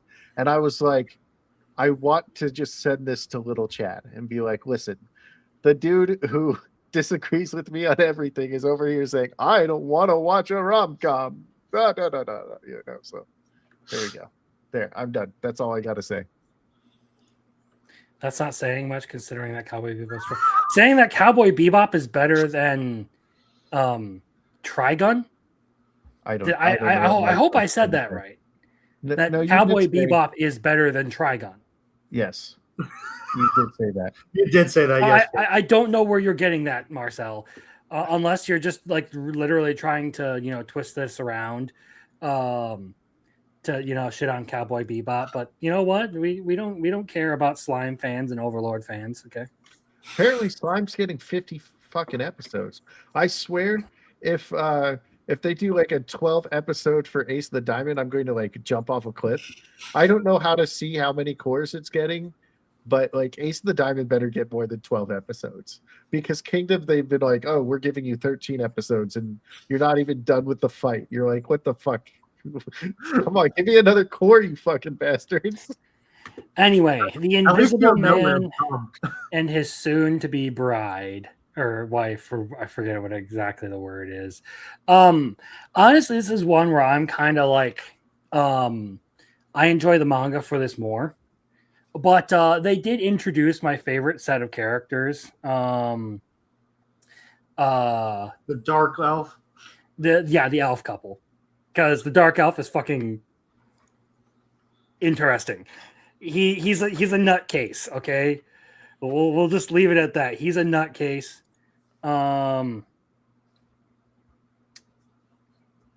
So I enjoy it for certain parts of this.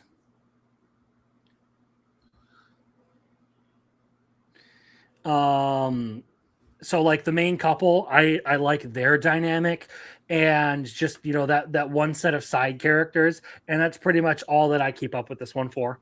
I don't think that this is some amazing series. It's kind of one of my things where like I like this. I don't expect a lot of other people to like this. So yeah, if nobody else is out here watching this, I'm not going to comment too much on it. Don't let Little Chad bully you into putting this on there and talking about it all the time, because Perfect. Little Chad is overglazing this anime. He is way overglazing this anime. I like how Arceus took down his glazing title. He's I no just longer removed my thing. It's just okay, man. I don't know. I'm not a fan of the whole detective agency setting. I guess it's cute. I literally said in my video that I literally was going to drop this, and then 17 minutes in, they had to have that backstory of why he's afraid of the dark, and then they had the whole official getting together, basically becoming in a relationship.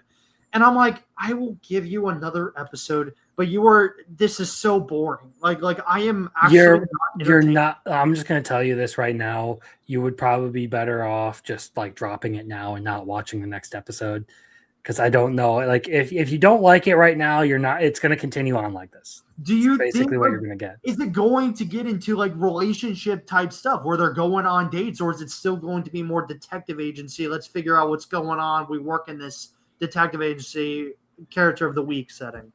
They're going to continue on a lot with the character of the week sort of stuff.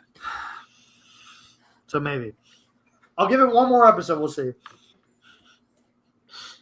They do have like actual relationship stuff going on, but a lot of the character work that they do is centered around their work life. Like, I see. I mean, It- this is literally the reason why I'm keeping Sentence to be the hero, besides the whole Scum of the Brave thing, because I have like no Thursday shows. So it's easy to just put the dub on for that.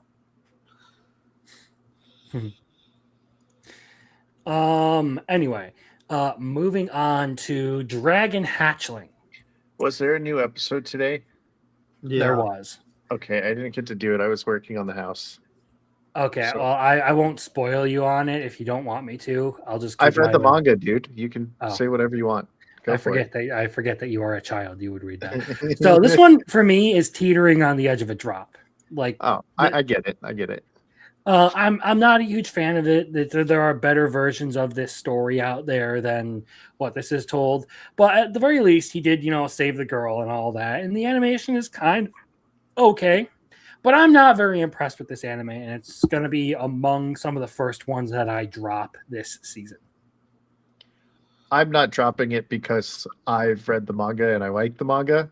But I have like the animation sometimes just feels like it's a manga panel. So I I wouldn't be surprised if like even I drop it and just read the manga more. Like but I'll probably just watch it because I really like the manga. But apparently it's made for kids and I'm a giant kid, so it's perfect for me. Yeah. RCS, any thoughts? So, Bigelow's ready to get Crimson's reaction with what we've been talking about with this show. Go for it. I'm surprisingly enjoying this show. I'm surprisingly enjoying it, man. This is just Spider though. This is just Soma Spider. So what though? I actually can't see myself dropping this as of yet because I actually am quite enjoying the whole trope with the whole reincarnation as like a thing. Episode 2 definitely made me certain that I'm definitely gonna give this a couple more episodes before I figure out what I'm gonna do with it. I really like that like humans are actually like attacking him, and it's not like this whole like, oh my gosh, we'll accept you because you're this whole main character thing, whatever. They see him as this monster and they literally treat him like a monster with stabbing him and like, Well, like, yeah, sure, that makes sense, but he's a fucking retard for thinking anything else was going to happen. that's Well, true. he's still a human on the inside, so maybe he's just too. Yeah. I also don't have many Saturday shows, which is one of the reasons why I'm keeping this. But I'm entertained by this, so I'm gonna keep going for now. Scum of the Brave is a Saturday show. You can watch that. There you go. Like I said, this one's teetering on the edge of the drop. I'm gonna watch another episode, and that's kind of gonna be like a episode by episode basis at this point. Like Yeah, one yeah. more episode I don't like, I probably end up dropping it. I mean, Yeah, yeah, that's I'd say it's like okay. I'd say maybe it's like interesting, but like, yeah, I kind of agree with you, Crimson. It's all right. All right. Jack wanna of all say- trades. Sorry, I what wanna were you say gonna say? something first. I want to say something first on this one. I just want you guys to know Arceus made a video about episode 2, and he made it sound like it was the greatest episode ever. And I watched it and I was like, dude, you just totally overhyped this episode. But I do really like him being a teacher. So go ahead, Crimson. It's all yours. We're talking about Jack of all trades now. Yeah, I'm done. he's done. I'm done. This episode bored me to fucking death. I don't want to touch this anime anymore. Like nothing happens in this episode that's worth a damn, and they spend half of the time recapping the same thing we literally just saw to kind of waste my fucking time. I felt insulted watching this latest episode, so I'm done. You know what? There. There. I still like it. I don't care. I've seen this story so many times. I can't anymore with this shit. And especially if you're literally going to use in episode material to just recap the entire thing.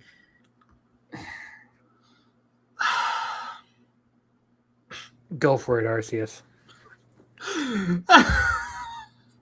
Why does no one understand the point of that scene, dude? Am I the only person that understood that scene?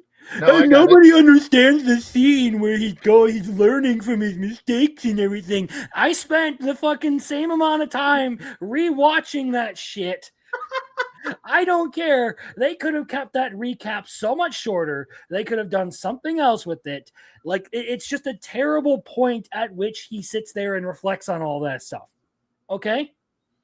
As a student learning from a teacher, realizing why he became an enchanter to a sorcerer, why is he It's using this fucking ability? boring to watch. It's so It's entertaining. fine. This It's is fine. this is I my like garbage. I like the teacher student relationships that's going on here. So I'm on the side of Arceus here. Although I do have it as like 2 before my drop list, so it's not very high rated on mine, and I'm just watching it. Okay, I but I have do this as like a the 7 teacher. right now. Oh, I don't. This is not jack of all trades. It's jack of all shit because it does Yep. jack shit. I got it as a 5. Like, It is so entertaining, man. It is so good. And fucking you. This to you, jack of all trades to you is what Dark Moon is to Muffler Tape. You're out here fucking humping the shit out of both of these series like a bunch of fucking asshats. dude, And they're episode both 2 dog video. shit. At least Muffler Tape picks slightly less dog shit series because at least it's original. It isn't a copy clone of something we've seen a bazillion fucking times, you fucking lobotomized troglodyte. That's okay. This is great, man. Oh, did the buffer tape dropped it? I just read the chat. What the fuck? Yeah. Yeah, I'm with Jeremy Turner on this one. Jack is just good enough not to drop, but not good enough to really care. I mean, I agree. I think it's great trash. It is awesome. It's That's the entertaining. problem is you have it rated way it can higher be than I great do, too. trash, it can be bad trash, it's still trash. It is awesome, man. It is not. Awesome is something you talk about being original or having some Listen. great creative element to it. There is nothing awesome about this show. There's nothing Listen. creative or original about But this dude, show. he's not going back to his original party. There's something there. They're gonna give it to me, and you're gonna eat your words, man. It's great. No, I'm not. I'm not gonna fucking eat my words because I'm done with it. Fuck that show. There's Listen. nothing that's gonna want to make me want to watch this fucking show. And I went through the exact same thing with Muffler Tape last season when he insisted that Hero Without a Class was a great anime But within we're the first 3 in, episodes. but it can't fall off, and there's no way. It's so funny. I was doing videos on that, and then I fucking watched that 4th episode, and I was like, I can't make videos anymore. And I fucking didn't make a video for the rest of the year. That's how bad I fucking hated Hero Without a Class. Like after Well, that show episode sucks 4. ass. That's like a 3 at best. But this Yeah. one, at least this one, right? Okay, I'll stop trolling Cribs. It's okay. It is fun garbage. To me. I know you're trolling, but you know we're here for the theatrics. So. I know. At least with this one, I like it enough that the teaching element, if it continues teaching, I'll probably Hold keep on, watching hold on. Jeremy, what the fuck? it. You poor bastard, What man. in the hell? Fruit Master? Did I tell you I also completed that and thought it was shit? Dude, I dropped it when I was like, okay, listen, I only like the girl who wants pizza every day, because I understand wanting pizza every day and I can relate. But this is just pure dog shit.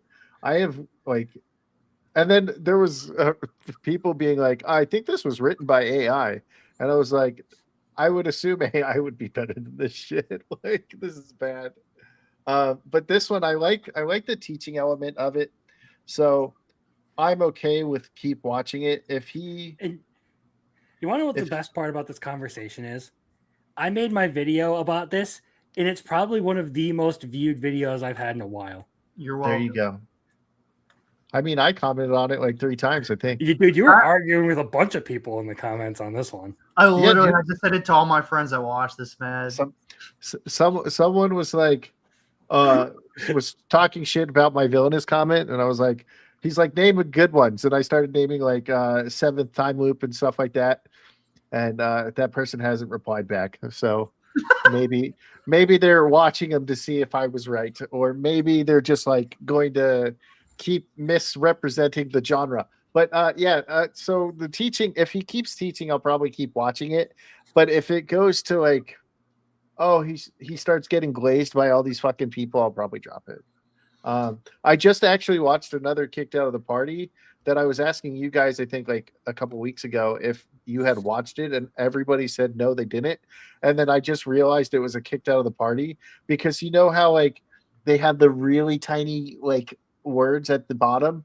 Well, I didn't realize that was part of the title, and it's like Kicked Out of the Heroes Party, and then like, but that one it kind of goes to a slice of life. Then he's like running a dungeon. Then it's like he's defending the town. And so it did a whole bunch of different stuff to make it like different than the other Kicked Out of the Party. So, but this one feels very similar, except for the fact that now he's teaching. So if he keeps teaching, I'll just keep watching. So All right. to not be a troll and give my actual opinions on it, I really enjoy it. It is definitely 100% generic. It's something you see all the time, as we all know, and everything. I'm not really surprised Crimson dropped this. I get it. I just haven't been what's the word? I haven't been corrupted by the genre yet to make this feel very stale to me, to the point where I'm like, I see an episode and I'm done. I think this is probably my third or fourth one Kicked Out. But I'm just enjoying my trash, man, like Rent a Girlfriend. All right. You know what? I'll allow it because I'm still watching the fucking trash that is Dead Account. So, Dude, you dropped Togenaki, yet you have this still on your list. I don't know what it is. Actually, I do know what it is. The main character for this is much more entertaining, is much more interesting to me than Togenaki. Shiki's he's a fucking butt nugget, okay? Cute girl in the Heroes Party. So everybody is glazing Celia, and I think she's maybe the fourth best girl in the show.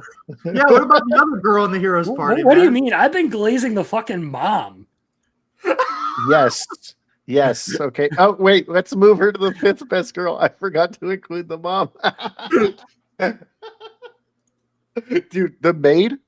Okay, top tier. Okay, maid top tier. The mom top tier. Okay. I like the harpy girl. And I like the other girl in the Heroes Party. And then Celia, right? Whatever. She's the fifth. She's 5 out of like the 5 girls. Yeah. No, this show is not going anywhere right now. Like, I enjoy it just enough to keep going with this. But like, it just takes me being in a particularly bad mood that week to just decide, yeah, fuck this show. I'm done with it. This one's silly. I like it. It's in my top 10. It's one of those. This is the kind of like bullshit trashy isekai that like I will just kind of like turn on because fucking why not? But I do not think that it is in any way a good anime. Dude, I had to spoil myself in the manga to see what happened because it just feels like Cecilia's getting a harem, man.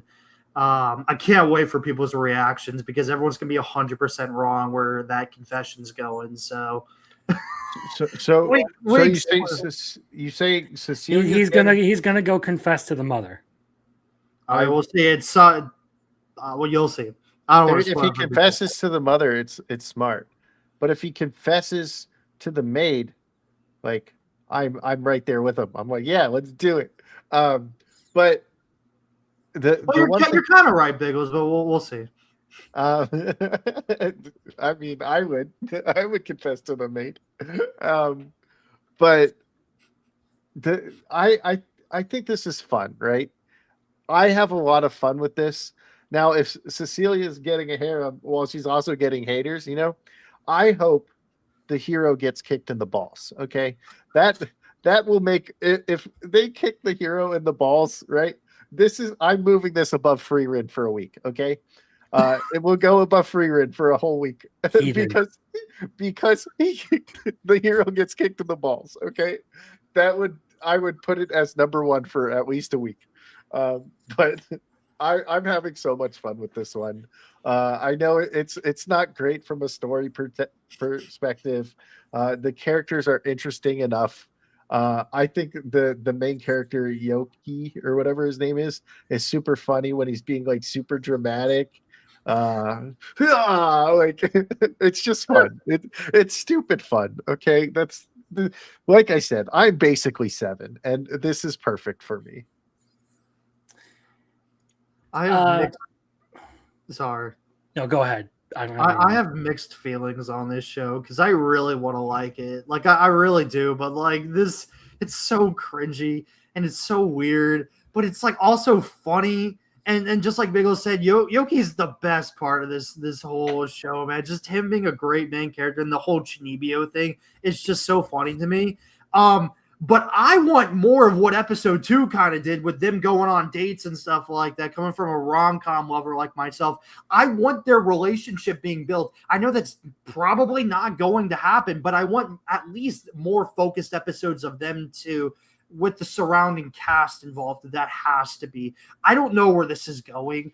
All I know is that I kind of like but hate it, and I just am here for the ride to see what's going to happen. Alrighty. And I think that kind of takes us to the last one on the list here, and that is the misanthrope teaches a class of demi-humans or whatever. I watched this episode and I fell asleep. So I tried to watch it again and I fell asleep. So I tried to watch it again and I fell asleep. And I'm probably going to drop it. I kind of feel the same inclination to drop it, and I feel conflicted on it because on one hand, like I kind of like that they were actually attempting to give the girls like decent backgrounds and everything and motivations, but I'm not sure that I'm super hooked into what they're doing with this one. Also, the whole dance scene for this one was super fucking low effort. Like I heard it was like T-Bait level or something. I woke up during this part. They're like, is she supposed to be dancing? Or doesn't she want to become a human for dancing? She's not very good. And then I was like, dude, that's not very nice to say. Like, she's a mermaid, okay? She's never had feet before. You're being a douchebag. Like, so depending on how many people are out there in the chat actually watching this one, I think that's going to determine whether I drop this. So, let's see, how many of you guys who are regular viewers are still watching this anime? Because if nobody's watching it, I'm gonna drop it. Is it like Wandance level is a bet? I couldn't get through the episode, man. No, Wandance has better dancing animation than this. Oh, wow. Wandance was peak. Anyway, By the only person who's watched it told me. as per Biggles' insistence, he wants to keep moving on. So we are going to talk about the villainess anime that he has a fucking boner for here. So, I want to see where Crimson puts this. Go ahead and put it somewhere. Go ahead and put it somewhere. Yep, Not put it for me. wherever you want. I'm thinking. Not for me. I'm going to put it there. All right. So, this is the most generic first episode for 19 minutes. Wow. And then the best part happens. The crown prince of the other nation who likes the girl comes up and basically shits all over the prince, and he was like your behavior and all this shit. And then the girl's like, no, you can't. And she touches him, like the girl that he left, or that the other prince left her for. And he's just like, guards, take her away. And I was like, this is fantastic. Okay. I need more of it, but it's been so generic off the rip that I was like, I have a feeling that it's going to get a lot better. But that first episode was just super generic, except for that last part which was the best part of the entire episode. I do really like it, and I kind of agree with the same sentiment. I basically feel like it's a pretty generic episode up until a very satisfying conclusion. I would say it's like 6 until like the very end, and then like just that last little part is like an 8 out of 10 just for that one part where like you have all that bullshit go down. Mm-hmm. So like I feel like this could go somewhere really good. I feel like it has potential. For now, I want to see another episode of this before I give it any higher judgment. I'm interested. I need more information. Same. That's why I don't have it in my top 10 already, even though it's a villainous anime. And there's only been 2 villainesses that haven't cracked my top 10, and that was last one. So there was like 3 or 4 villainous animes, and all except for The Dark History was in my top 10. And then the other one was the Yuri one, where she just Ray Taylor was so annoying. What it was, I'm in love with the villainess because that main character was so fucking annoying. I like the villainess in it, but I fucking hated the main character and how she was just like always, I'm just going to always be telling you I love you, and just being like super annoying to the point where she's kind of just like, she got scolded about calling her or asking if she was a lesbian. So I was like, dude, this fucking show sucks. It does have some cool side characters though, but overall, I just fucking hated the show. And this one is outside of my top 10, but it will probably go in my top 10 once we get a little bit more. It will pass that account, I'll tell you that. How much time do you got, Biggles? I got about 10 minutes, maybe. All right. So then I don't know how many of these you've watched, but we're gonna go right into talking about Frieren then.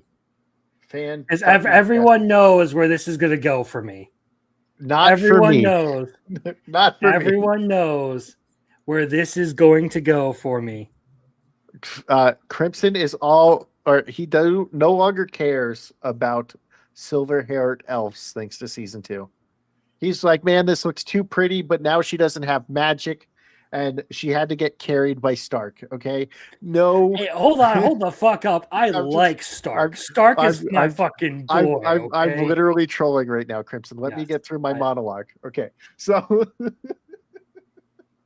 literally had to get carried by Stark. Okay, and then she was like, I'm still mad at you for calling me a hag. And now Crimson is like, I no longer like Frieren. Now I'm a Fern stan.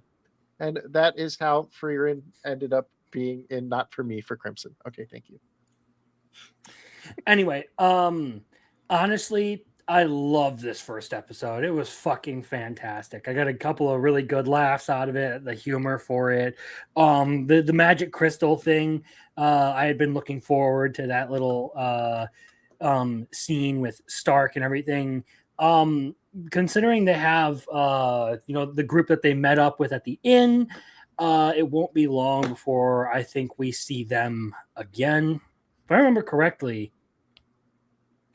maybe I'm misremembering it, but there is there are some cool things up ahead that I'm looking forward to. But I like to call back to the first episode of the first season with how they opened up this one. They did a very similar style of animation in how a very similar scenes in what they did with the first episode of season 2 and episode 1. I like to call I haven't forgiven you for calling me a hag. I like that. Here's a really cool thing. If you give it enough mana, it glows. And then the next scene, they're walking on the other side of the lake. And she's like, it's still glowing. So I fucking love this series. Such a great episode. I'm gonna be honest, I didn't really understand that part, the whole glowing crystal thing when Fern said that.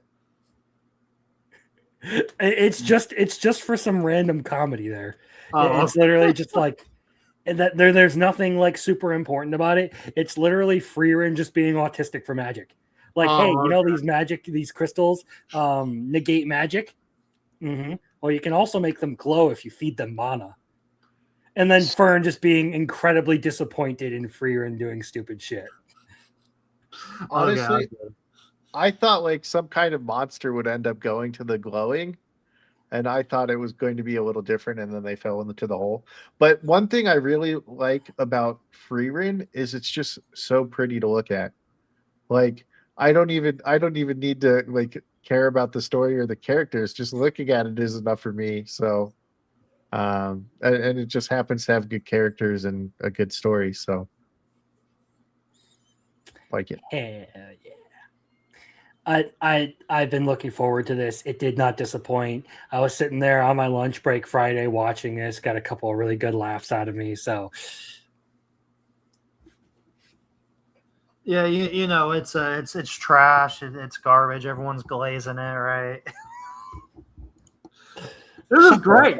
This was great. I enjoyed it a lot. I like Freerin a lot now, and I think I said it in my YouTube shorts. Don't trust my opinions of 3 years ago, and made an Apothecary Diaries joke. So I like Freerin, and I think I need to rewatch it because I think I was a bit hard on it in the first core. But this is beautiful. This is awesome. I love Freerin. Stark is my favorite character in this whole show. I love Stark. He is awesome. And the whole thing about another party trying to recruit him, and then Fern and Freerin basically being like, you know, well, he didn't think he was worthy, you know. And he was like, I'm just gonna run away like always and everything. And they're like, but no, we chose you. I was just like, yeah, I love these three. They're awesome. I also really like the whole like thing going on between Fern and Stark in this episode. Like she's sitting there being all sentimental about the bracelet that he got her, and you he's really just like like taking care of your equipment. I've never seen you smile as much as when you're cleaning things. That whole moment with Freerin talking to Stark about, do you not like, are you uncomfortable around her? Like just showing genuine concern. I don't know if that was a joke or not. I didn't take it as that. That really was nice. Like I like just how she was like, I don't want you to feel uncomfortable. You should just like tell her how you feel. Like all this, like I was just like, that's nice. This show's awesome. I like how then Stark was like, please be nice to me. Like Yeah, that was a great way to just punctuate that whole moment with some comedy. And he's just like going through this whole thing, like having like this heartfelt moment. He's like, so please be nicer to me. Okay. okay. Huh? It's great. I fucking love Freerin. I mean, it's not one of my top 3 animes for nothing. So Biggles, I know you're still short on time. Are there any in here that you actually want to talk about still, or there's Hell's Paradise, Oshinoko, Clear Moonlit Dusk. You and I are polar opposites. You haven't? No. All right. Well, then, if you need to bow out, now would be a great time. So, thank you, Biggles, for showing up here really quick. You guys can find Biggles over here. There is a link to his channel. I'll recommend you go subscribe if you want to hear him talk about a bunch of sports anime, because he knows a whole lot more about sports than I do. He'll give you some better information on those ones. Sorry you're not enjoying Harukana Receive, man. It's okay. It can get better. I'm only like halfway through it, so I'm like fan service top tier. Right? It's got great fan service, and I like some of the characters. It's just I'm not invested into any of the sports that are going on. I'm like, I can't get into it. But also randomly hearing Happy during certain voices, like because Happy is, or the voice actress of Happy is the main girl. So like randomly when she says certain stuff, I'm just like, oh no, it's Happy from Fairy Tale. And it kind of just kills like the big titties, big asses on that girl, you know. So whatever. Be good, Biggles, even though you hate me. I don't hate you, okay? I just don't respect you. All right. Again, thanks for coming on, man. I appreciate it. It's always fun having you around and talking with you. All right. Bye, everybody. I don't know what Jeremy Turner was talking about. It took me a few tries to get into it, and I think I heard someone mention that you really need to give it 4 episodes to really appreciate what was going on, which I read. Is this Freerin? I think he's talking about Freerin. Oh yeah, yeah. I mean, I basically said Or in my- maybe Apothecary Diaries. It could be one of the two. Okay, Freerin. He clarified. Okay. I mean, one of the biggest reasons why I didn't like Freerin was because people kept shoving it in my mouth like every week, just glazing it, and I'm like, chill. I like it. It's good. But then when the hype died down in Core 2, I enjoyed it a lot more. Yeah, I can see that. So, have you watched In the Clear Moonlit Dusk? Yes. Okay, what do you think about it? Giving it one more episode for tomorrow, and I might drop it. Okay. So I for think me, it's okay. this one is gonna go right here. The art style feels a little bit weird to me. It does look a lot like Sign of Affection, I believe. It like the art style really looks like Sign of Affection to me. And I kind of like everything that they're doing so far. It's just I don't quite know if it's going to go the direction that I want it to. Like I kind of understand where they're going to go. I've been spoiled on it because this one caused an uproar among Yuri fans because they're pissed off that it's a straight romance, not 2 girls. So I kind of know the general direction that they're going to go. I just want to see how they're going to go about it. That's kind of where I am with this. And basically, for those of you who aren't familiar, the premise is you have a chick who has like a very boyish appearance, who constantly gets treated like the prince of her school. And then you have another guy who kind of takes an interest in her and sees her as cute and all that. And to answer this question, this is In the Clear Moonlit Dusk. And it is very shoujo. Very, very shoujo. This one is definitely, a for the girls kind of thing. Yeah. I don't really have much to say about it. I had more, I think, negatives to it than positives. I feel like this could be one where like I quickly drop it, but I put it on my list already, so I'm going to give it the 3 episodes, and if I don't like it by then, it goes off the list. Yeah. Okay, so next, how you feeling about Oshinoko, dude? I love it. I love Oshinoko a lot. And I've told multiple people that like I love it more than Kaguya. I'm a huge Oshinoko fan. I love it a lot. Which is one of the biggest reasons why I don't want to know much about the ending.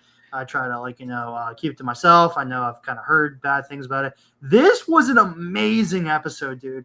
This is awesome, and it just feels like it felt like a time skip, kind of. If not, everyone just kind of grew up and just life is taking a toll on them, and everyone's busy, everyone's working. Kana kind of had her feelings kind of like, in a segment about Aqua, which was really nice and wholesome. And the whole Akane and Aqua interaction about them trying to figure out when they're both available for a date. And then kind of Ruby, with the whole idol, gig and everything. I love it, man. I love all these characters. And then that cliffhanger, dude. Fucking cliffhanger, man. I love this show. I love it a lot. Is it like a masterpiece? No, but it's definitely one of my favorites of all time. So I will say, as much as I hate the idea of how this ends, it hasn't much changed my impression of the anime and how much I actually ended up liking it.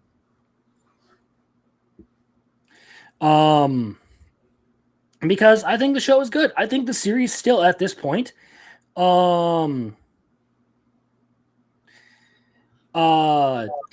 it's still a good series, and I like what they did with this first episode. In spite of the fact that I know how this ends, and I know I'm most likely not going to like it, I'm still going to continue watching this show. Also on this, they are in the same universe. Like at one point in the manga, there are actual panels of Kaguya Shinomiya showing up. So they are set in the exact same universe. Anyway, I think it was a very strong opening episode. Like you said, there was a lot of good stuff there with just kind of like how they've all progressed through their careers, where they've gone. We got to see some interesting things with Kana and Akane. Also, you know, Memcho just being Memcho and like trying to be the mature one around there. And trying to like help people out and just like smooth things over for her group mates and everything. I thought it was a really strong opening to season 3, and it maintains a lot of the things that I liked about seasons 1 and 2. I still don't get how you can get people like saying that like Oshinoko isn't good outside of its first episode. Like, you have to be an Attack on Titan fan to say some dumb shit like that. Yeah. This one's more so of a drama and a mystery. I do think it's funny. I did kind of read a meme that might have kind of spoiled a bit for me for Kaguya, basically saying that if they take what's the same universe, maybe Shirogane can save Aqua. I'm like, the fuck? Okay, Who it's like, knows? oh, won't say anything. Who knows? Okay. So Hell's Paradise. Oh yeah, this is the one we kind of had similar opinions on. Yeah, I'm gonna be the one to start igniting the powder keg here. This was not a good first episode, if you ask me. I did not care for the first episode of Hell's Paradise. I feel like I think they did a very bad thing with the way they cliffhangered it. Not because it's a cliffhanger, but because they chose the wrong point to cliffhanger this. I feel like episode 1 should have been getting everyone back into the series, slow rolling a little bit of the stuff that's going on, expound a little bit more on the new Yamada clan members who are there, getting us sort of like our minds refreshed on everything that's going on. And then you cliffhanger it right as the two groups meet at the mountaintop. I feel like that would have been a much better way to do this than what they did. Yeah. What I think is interesting is that let me see. What I think is interesting is that I got to talk to King David about this because he's a huge glazer of the manga. And I needed to know his thoughts on it because I told him that I said, it's not just me saying this. I see this all over Twitter right now, that people are not happy about how Hell's Paradise handled its a startup episode for season 2. And he's like, oh, not you too, basically. And I'm like, what do you mean, basically? Like, so I had to go back and rewatch the cliffhanger to season 1. And the problem is that the cliffhanger of season 1 is literally where season 2 like leaves off. So it's like a continuation. Like there's nothing skipped. It like takes place right in that very second, basically, of where we literally just left off. But it's been 3 years. Like I don't remember that. I didn't remember that at all. I even rewatched the anime a year ago, back like in the summertime. And I still didn't remember that cliffhanger and everything. This was such an okay first episode that I was kind of expecting more. And I'm glad I'm not the only one that had a problem with it, because it feels like when I talked to him about it that I was like crazy to him, like, thinking that like, I should have known that or something. But no, I'm not the only one that had a problem. And I'm glad Crimson also understands, because this was such an interesting like starting point. I like the series. Okay, I'm not saying that the series overall is just an interesting. I'm just hesitant to move it up to very good right now, because that first episode did almost nothing for me, for the exact reasons that Arceus just laid out. It's been 3 years since I watched this anime, and you pick up without like you pick up right where the anime ended in the first season, without any sort of like refresher to get people back on their feet and following the story again. You did nothing to try and reestablish connections with characters. You did nothing to try and like refresh everyone's mind on the story and all that. It was not a great way to open up this season. That's really my only problem. I expect this to get better as time goes on. I expect to like it more as we get deeper into this season. I just don't think that this one satisfied me the way it should have. Yep. Okay, we got 2 more here and then some other things that I want to talk about. So you and I are polar opposites. I actually really like this one. I think that was a fantastic first episode for this series. I know you're not a huge fan of it, Arceus, so you can go after me, but I really like this one. Basically, the premise for this anime is that you have this like a very outspoken Gyaru who's kind of like playing this role that everyone expects her to play. Meanwhile, you have, you know, the quiet, reserved nerd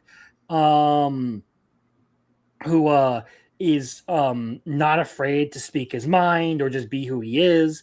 And she has this huge crush on the guy for that because she has a lot of respect for him. And well, it's what it says on the tin. They're polar opposites, and you know they have this relationship going and all that. I really liked the first episode. I thought it was like a good bit of comedy and romance and all that. Just like Muffler Tape here says, it's great. Just don't watch the dub. Do not watch the dub. The dub is full of fucking stupid Zoomer lingo that just isn't there in the sub.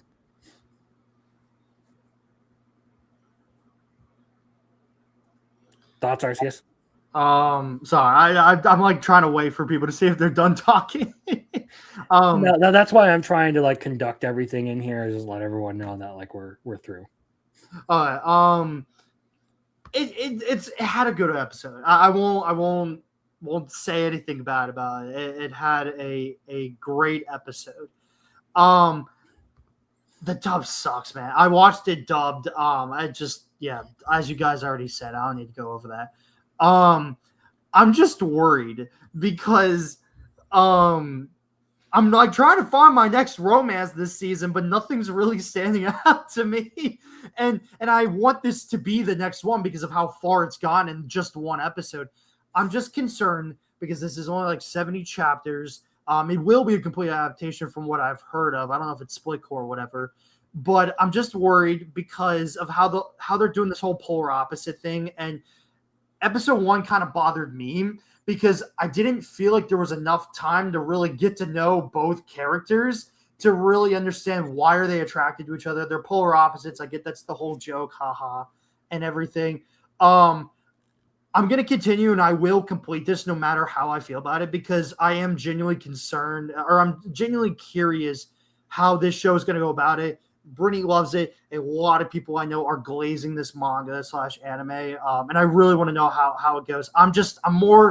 My opinion is coming more out of curiosity and concern of how they're going to do this because that was just an interesting first episode and I really wasn't expecting that. Yeah, I think I'm fine with the progression so far, so long as we actually get some like actual development for them in the near future. Like it isn't just sort of like skipped over the kind of like interactions they've had. And I enjoyed it. I think it's a pretty good show. And that brings us to the last one here. How about you go first and tell us what you think of Kaya-chan Isn't Scary? I love it. I love this show, man. This is awesome. And it's also dubbed weekly, which I think the dub's awesome. I love this dub. I love this show. Just wait. I'm literally telling like a lot of people, even Brittany, because she's not really the biggest fan of this show. Please, I need people to just like stay for a couple episodes at the very least because the things that are going to happen is going to be nuts. And not like something big, but like just with the whole mom thing, with the whole monsters and everything. This is so funny. I enjoy the supernatural kind of horror comedy of it because it's more lighthearted than anything, like out of Miracle or Dark Gathering, which people compare it to. I love it. Kaya's funny. I love it. I love it. This is a very good series to me. I enjoy it. I too agree that this is a very good series. And this is one that I think is I really enjoyed. I like supernatural and mystery stuff. That's like one of those like things that like can really get me going. Supernatural, mystery, fantasy. I love those. Like that's my jam. So this presents like a very interesting concept. I actually like this a little bit more than the anime for Dark Gathering. Not as a series because I actually have Dark Gathering manga that I really, really liked. That I need to read more of. It's up there on my shelf. But I did like Kaya-chan. I thought it was a good series. There was a decent bit of comedy to it. I liked the way it ended, honestly. It was very entertaining. And then you end on a real, like, what the fuck kind of moment.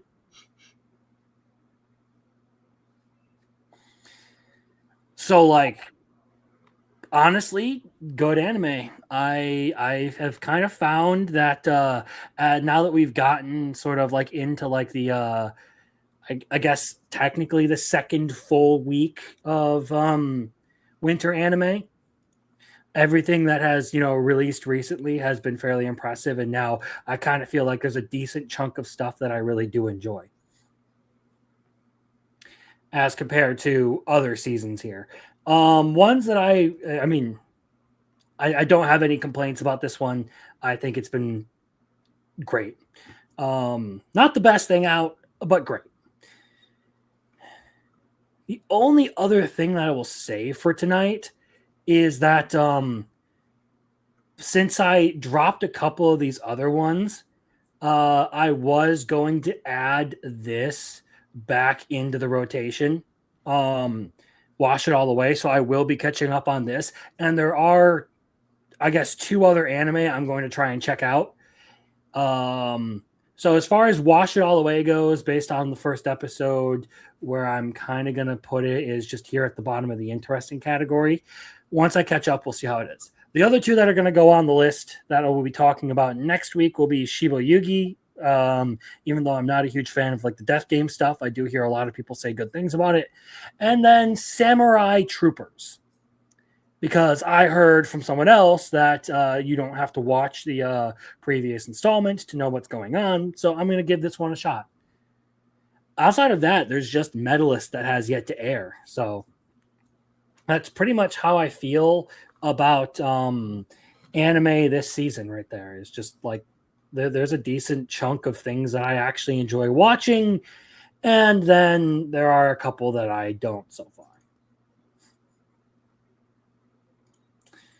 I'm going to screenshot this and then close this tab out. Oops. Because that's kind of how I feel about the night. Okay. We can close that out. Got my screenshot. So, now it's basically just a little bit of an end of the stream talk here. So, let's see what do we have planned for this upcoming week. So I don't know whether I am or am not going to do Crimson News Network this Wednesday. I guess I don't necessarily know how I want to go about it. I already talked about doing it every other week, so we shall see. But I don't know if I'm going to do it this week. And then the week after that will be Fictionology for 91 days.